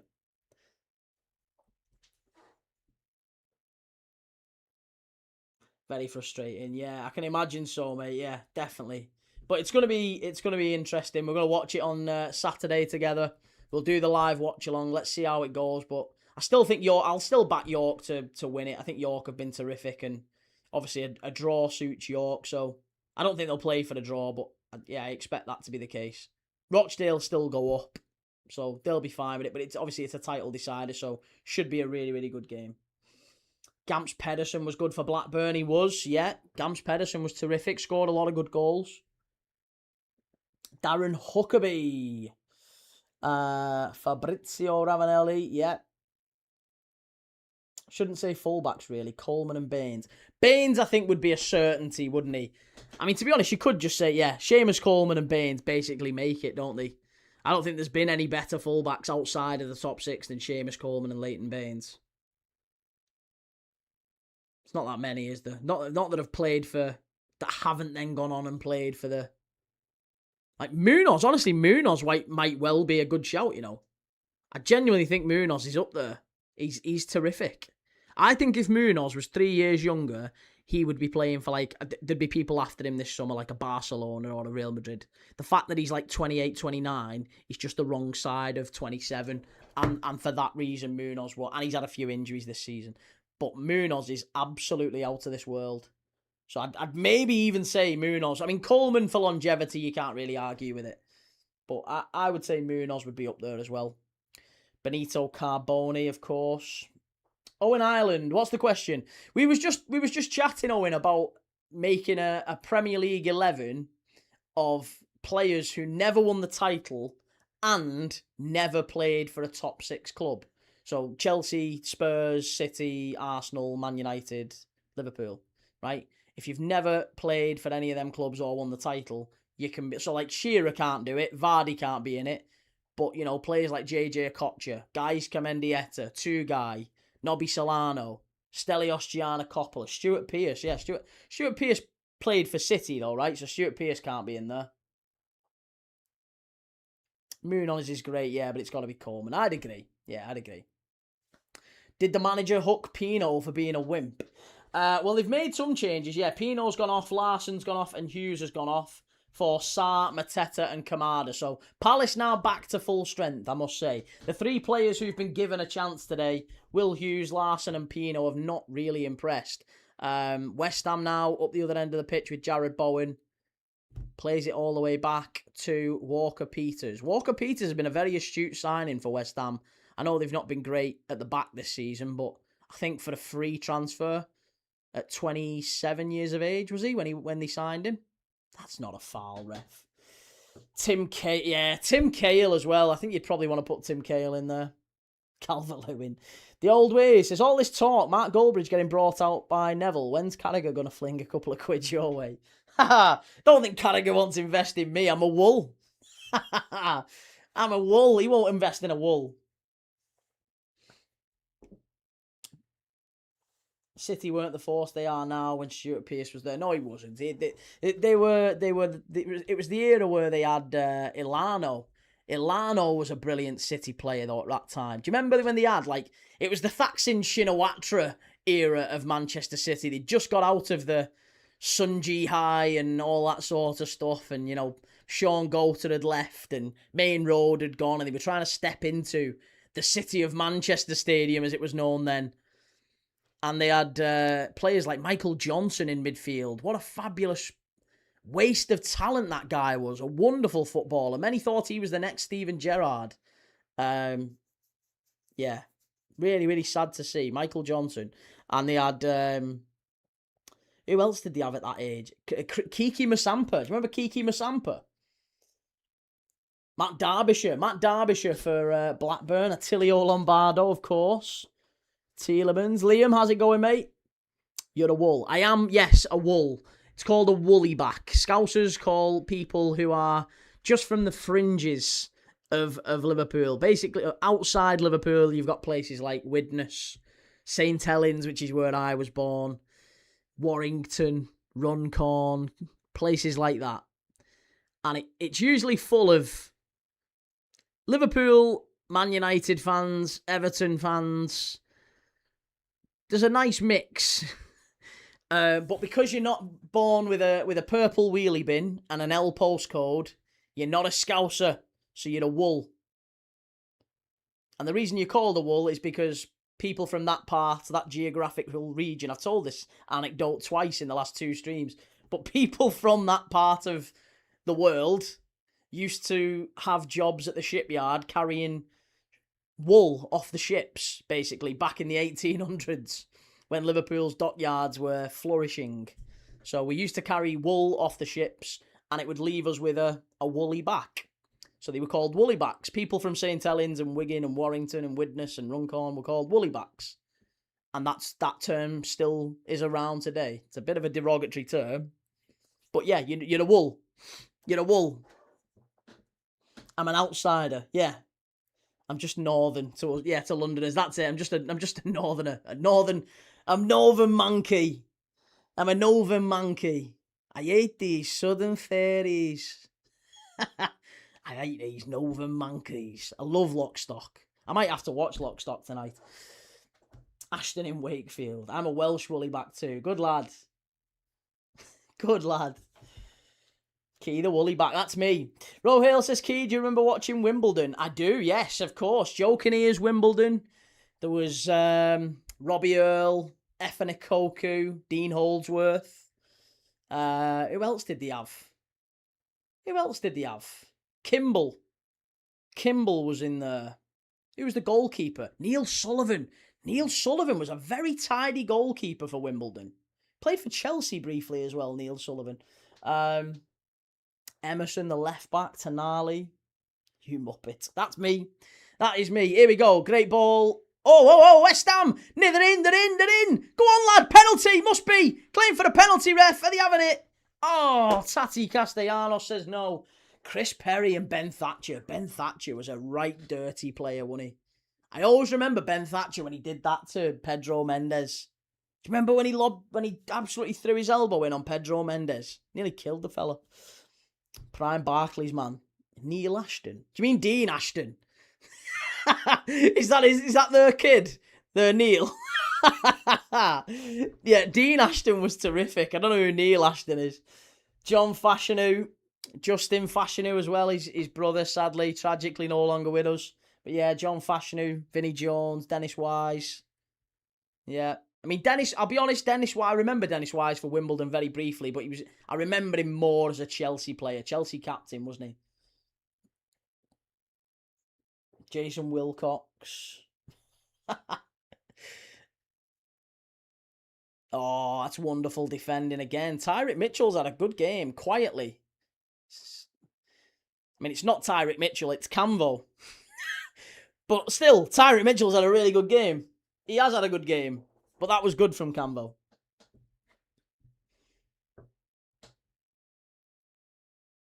MJ Stories, can you give me a tip about the match? At this moment in time, I would say under 1.5 is a very smart move. Far post, Palace keep it in, and West Ham get it away. Your boy, oh yeah, Leonardson. Oyvind Leonardson. I thought he would be a terrific signing for us. I remember I was really excited when he came in, and he's a bit underwhelming. We sold him to Spurs after about 18 months. It's weird thinking Wise was signed for Chelsea as a winger.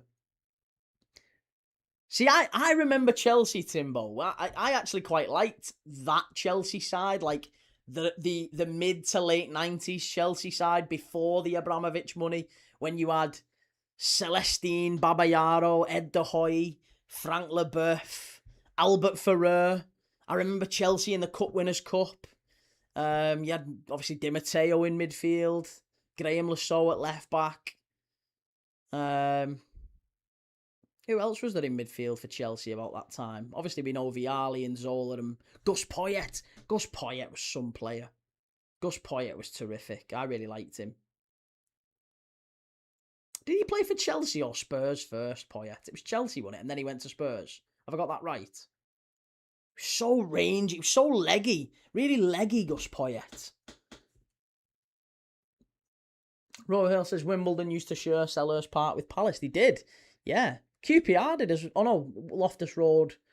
Wimbledon shared Loftus Road, didn't they? And Fulham shared Loftus Road. Remember Fulham sharing Loftus Road?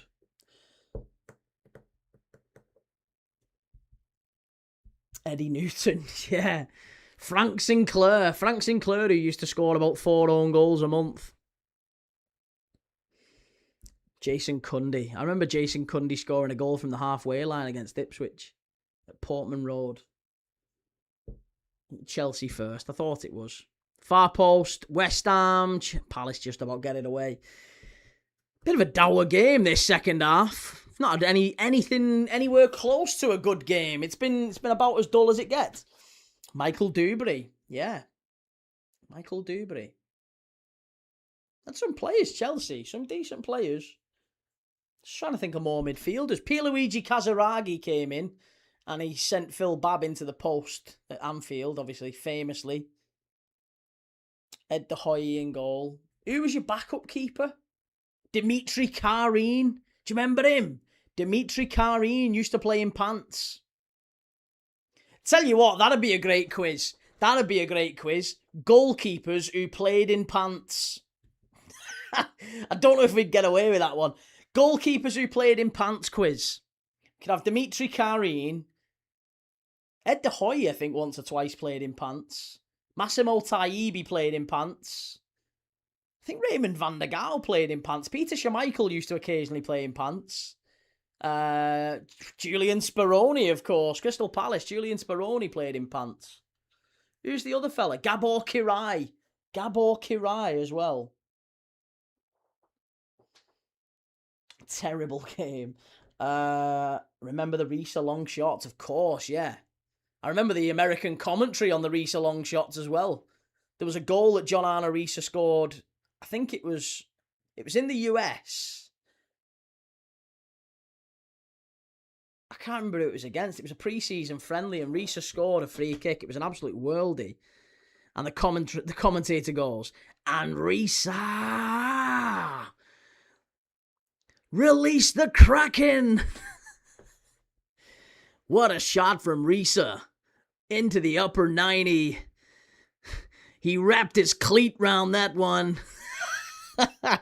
Absolute howitzer from John Arne Risa. Melchior. Oh, yeah. Melchior. I don't know how I'm pronouncing it. Best Liverpool goalkeeper of all time.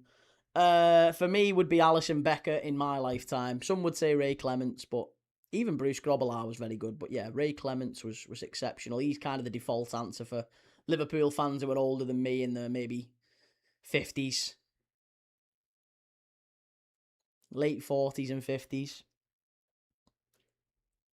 If we're on about just Prem, I'm not 100%. Didn't Gilks wear pants sometimes, the Blackpool goalkeeper? Paul Robinson.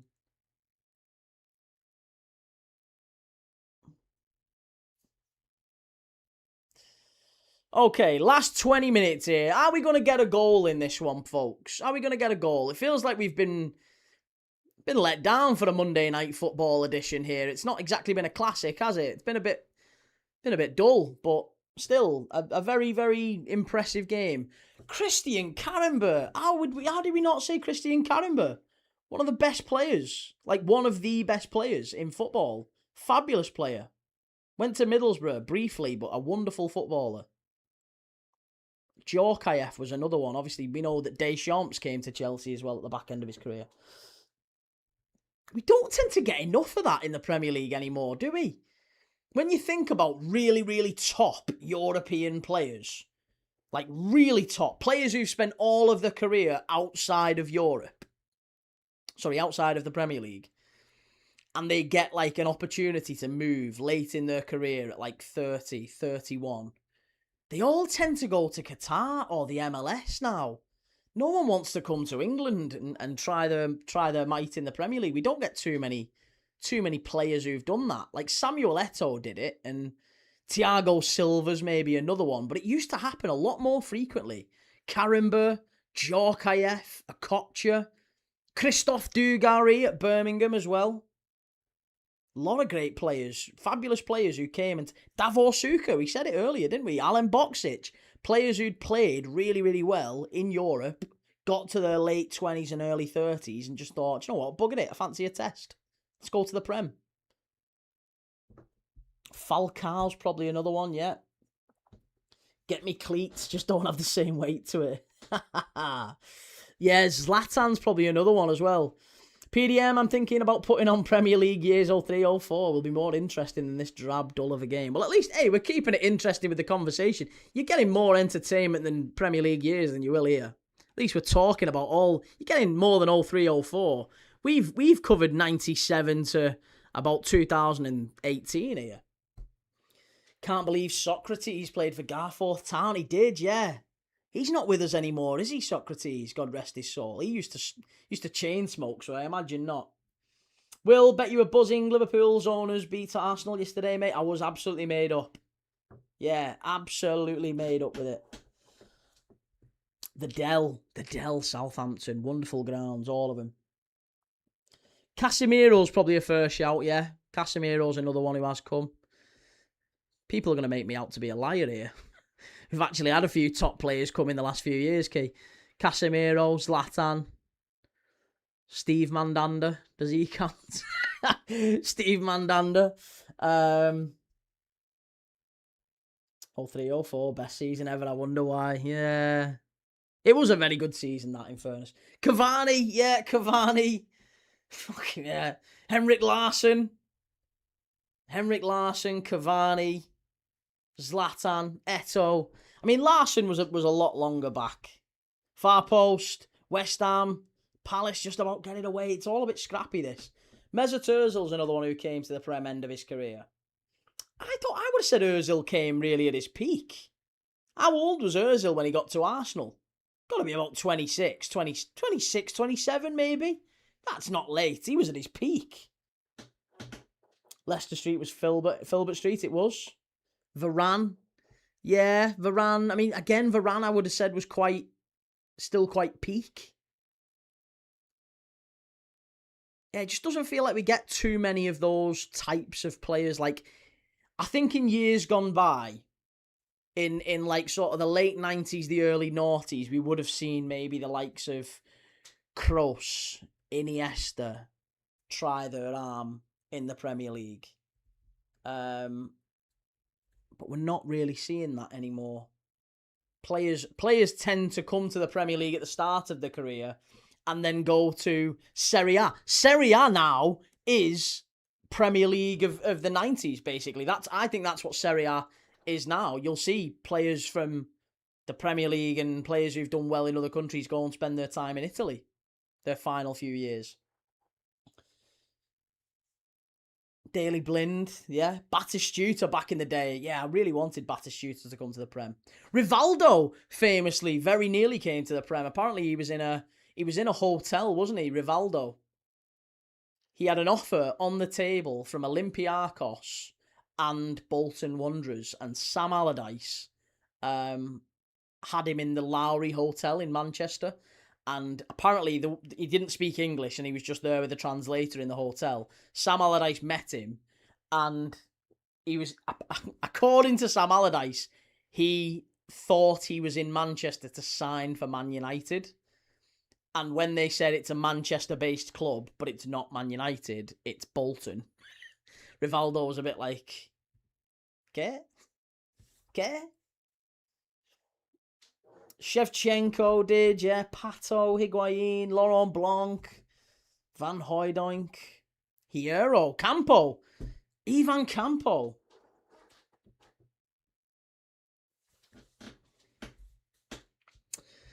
If you're new around here, do me a favour, hit like, hit subscribe. You will massively help me out if you've not hit the like button. We've got 15 minutes left of this one, plus injury time. Palace and West Ham, I think maybe quietly West Ham wouldn't be disappointed with a point because it'd still be 2 points clear of Spurs, but they might also view it as maybe a missed opportunity. Because Palace are there for the taking here, I feel like. They're not really going for it, Palace. Their eyes on Europe, and I think we can all see that. Their eyes absolutely on Europe. Cambiasso. Yeah, Cambiasso is another one. Here's Palace, edge of the box. Salgado, yeah, Salgado did. He was a very talented player when he came to the Prem. He was still really good. Cambiasso at Leicester, what a signing that was. He left the year before they won the title, didn't he? Kind of came in, prepared them how to play, coached Danny Drinkwater, and then just, yeah, this is how you win a title, lad. Off you go. What a player Cambiasso was. Key, remember Cocu, played for Netherlands for years and years. Yeah, Philip Cocu. Managed in the Prem, of course, didn't he, Philip Cocu, briefly. Bolton was not nearly as disappointing as Blackpool. We nearly signed Zidane, but didn't because we had Cantona. Allegedly, Liverpool very nearly signed David Trezeguet when Julia came in. We had talks with Juventus for David Trezeguet, but it never quite worked out around the time that Juventus were getting relegated, weren't they? Devaney has come on for Palace, and you think he's gone straight over to take the corner kick here. Harry, how's it going, mate? Lovely to see you. Justin Devaney giving this signal to his Palace teammates, whatever that means. What could that mean? Maybe far post. And it's gone to the far post. Look at me knowing Palace's tactics. I know what all the signals mean. Valdez at United. Valdez at Middlesbrough. Bale did come back. He did. All right, everyone chill out. Stop making me a liar because I said we don't get too many old players coming back. We don't get too many old players coming to the Premier League. Oh, yeah, Key is 40 off the top of our heads. Make me out a liar. Testy Talks Football. Hey, Key, what's the scoreline for Palace v West Ham? It's 0-0, mate. We've got 11 minutes plus added time left to go. West Brom aren't playing. Key is stealing signs like it's baseball. West Ham got in there and hit it straight at the keeper. I don't know why I mentioned West Brom. I just thought we'd have a quick chat about him during a key moment in the game. Didn't Scholes come back? He did, yeah. Paul Scholes. And apparently he had to go out and buy a pair of boots, a pair of plain black boots to play in against Manchester City, didn't he? Koulibaly, he was good before he joined us. Yeah, Koulibaly was okay. I don't know what you're chatting about exactly, but I'll say Llorente. Llorente is another one. Yeah, we were talking about players who arrived in the Premier League late. Harry, after yesterday's result, I hope Palace win today to bump Spurs down. Well, it's a corner to Palace. Yeah, you don't want Palace to win today. You want West Ham to win today, surely. Surely you want West Ham to win, because if West Ham win, then Spurs are 4 points off safety.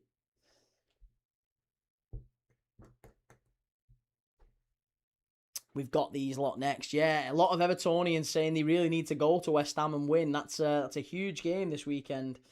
Jamie, which is your favourite of the shirts behind you? I like them all, really. I guess my favourite would be the Fiorentina one, just here. Yeah, I would say the Fiorentina one's my favourite. Yeah, I like it a lot.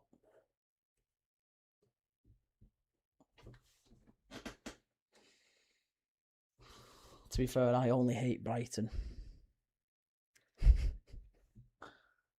Nice shirt. Yeah, I like that one. I like the my favourite shirt of all time is probably the green Liverpool away kit up there. I like that one a lot. Plus my Valencia kit up here as well is really nice. The orange Terra Mythica one. It's a bit retro. It's not exactly aesthetically pleasing. I don't know too many orange kits that are, but I like that one. Reminds me of a very good Valencia side. The Ajax shirt just reminds me of a young Zlatan. Zlatan didn't play in that Ajax shirt. That Ajax shirt is Finidi George and Shota Arveladze, De Boers. Palace, chance, must be 1-0, and I think it's going to count, is it? Is it going to count? No, offside. Or maybe a handball. He said handball, the referee. I think Ismail Assar's goal is going to be chalked off here. Yeah, for a handball. He's given handball. How old was Karl-Heinz Riedler when he signed for you in the early... Was he in his early 30s? I think he was, yes. I think he was. Was this handball? As the ball comes down... Oh, it's Mateta. It's not even... Yeah, it's not Sarr, it's Mateta. Mateta does handball it. It is going to be a handball. Yeah, handball from Mateta. Sarr spins and puts it in the net. Can't wait for the World Cup and chat about all matches and other stuff. Just a thought, for many years we couldn't beat Holland, and eventually at Euro 96 we stuffed them 4-1. A very satisfying day. Was it a handball? It was a handball. It's definitely a handball. The ball comes down from a very big height. Mateta just kind of jumps to try and header it, misses the header, and it hits his hand. He doesn't handball it deliberately, but it just hits his hand, and that then goes into the path of Sarr, who volleys it in. So... did his hand direct the ball towards Ismail Assar? Undeniably, yes. For that reason, it has to be handball. Was it deliberate? Absolutely not.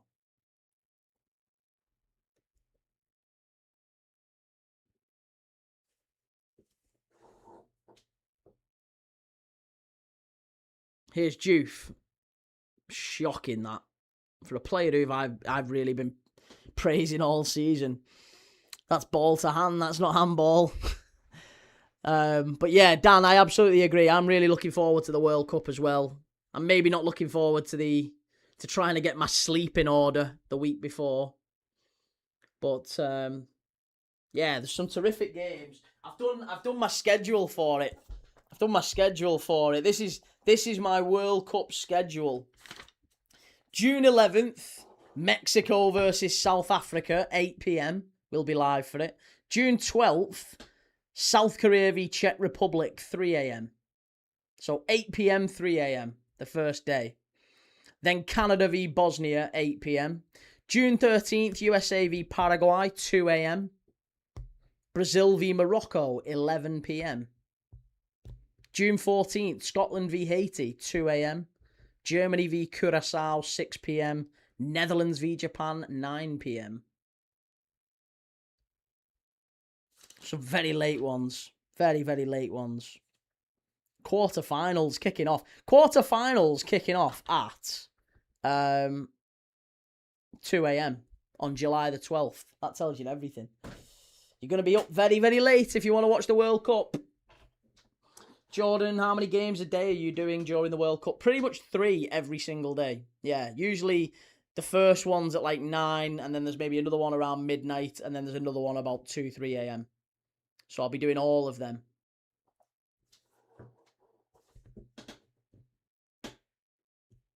Timbo, Key, Schweinsteiger at United. Another one was a bad shout, if we're honest. There is so many. All right. Chill out, rubbing it in.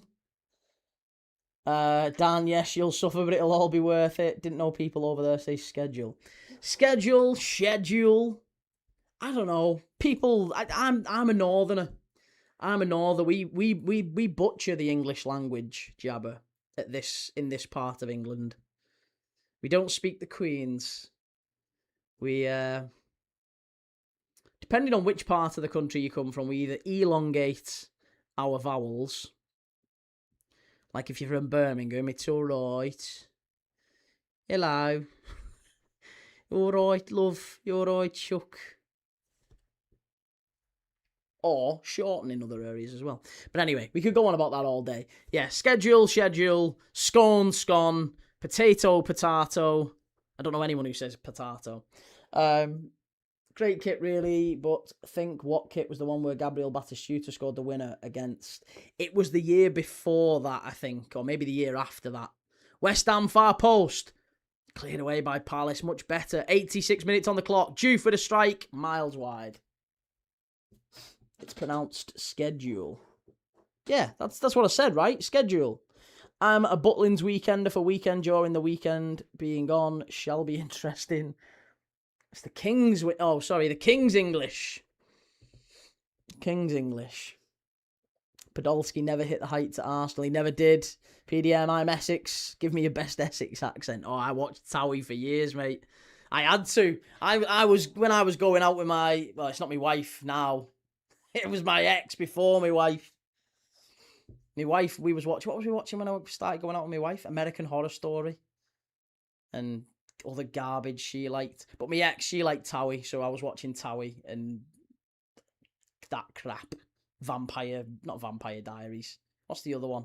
Twilight. She liked that. Anyway, yeah. So Towie, I know how to do a Towie accent.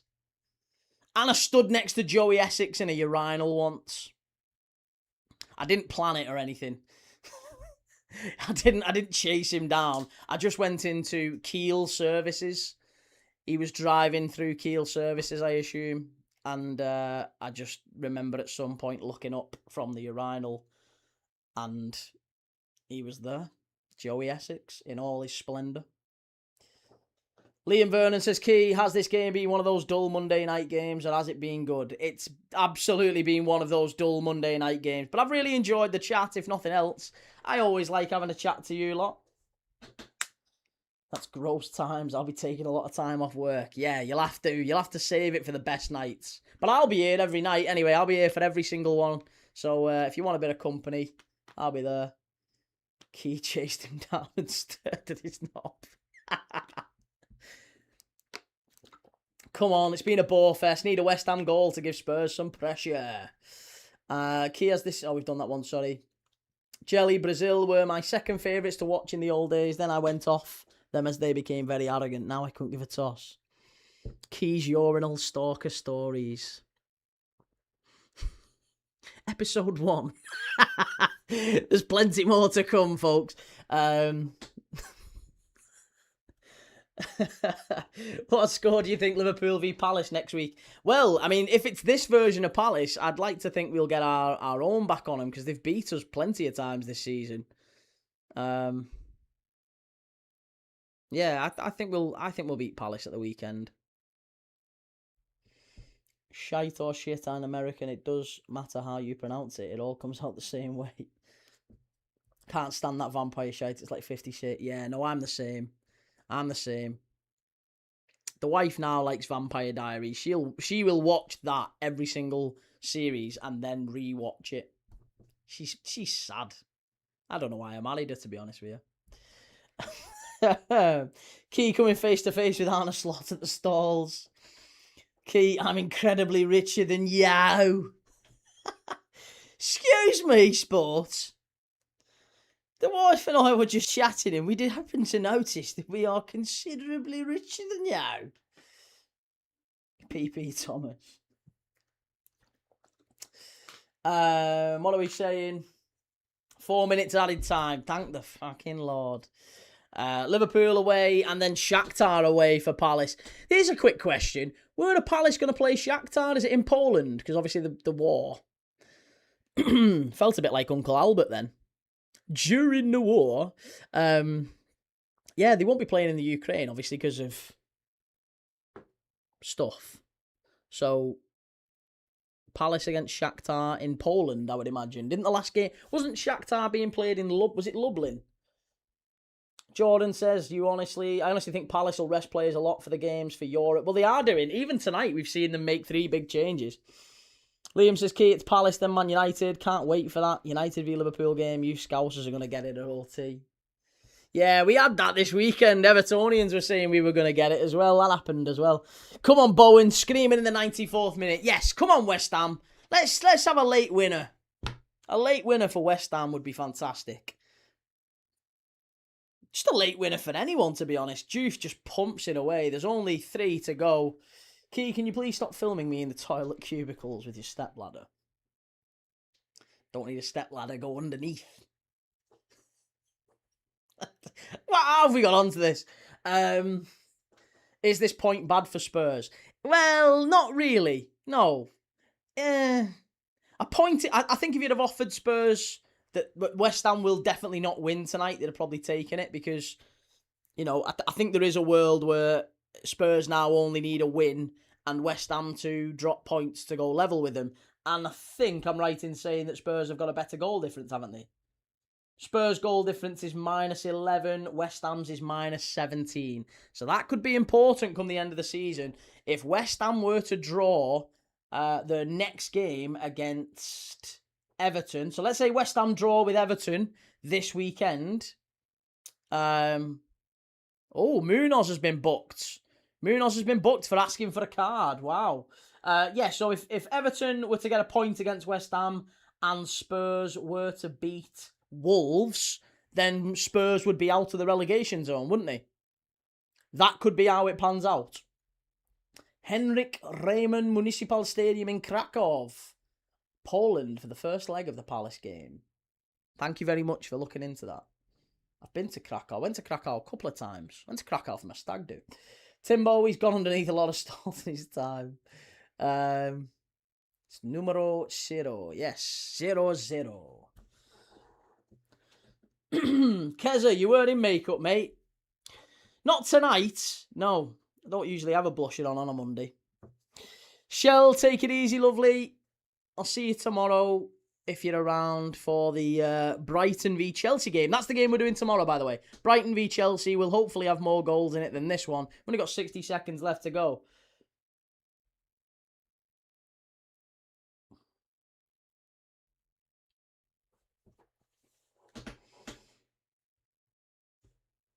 I think it'll hopefully be a good game at Old Trafford. I do too, yeah. Liverpool v United at Old Trafford this year. It's got a bit more riding on it because obviously there's third place maybe hinging on it. We're only 3 points behind United, so a win means Liverpool would go above them. Point probably means United finish above us, realistically. But hey, top 5 is pretty much decided now. I think there's no world where the top 5 really changes. I don't think we're 7 points clear of 6th, so I can't see it being any other teams in that top 5. It's going to be Liverpool, Villa, United, in some order, after City and Arsenal, which will also be in some order. Liam Vernon, see you, Key. Have a nice night. Take it easy, mate. West Ham driving forward. Last 10 seconds. Final chance of the game. Walker-Peters pulls it back. Wan-Bissaka, good tackle. Nothing wrong with that, ref. Nothing wrong with that, ref. Ball back in. It's going to be a corner kick. It is. Kante wins a corner. And it's going to be a corner for West Ham. There's a claim for a penalty here. Souček ran over to the line, I think, for a claim for a penalty. Let's see. As Bissaka's got the ball. Nothing wrong with that. Nothing wrong with that at all. It's a wonderful tackle from Kante. And it's a corner to West Ham. Wonderful.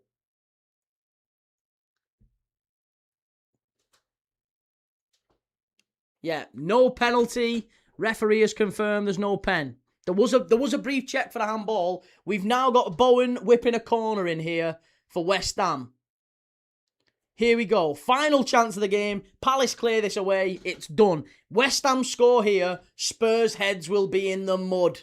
Spurs' heads will collapse if West Ham score here. Bowen whipping in.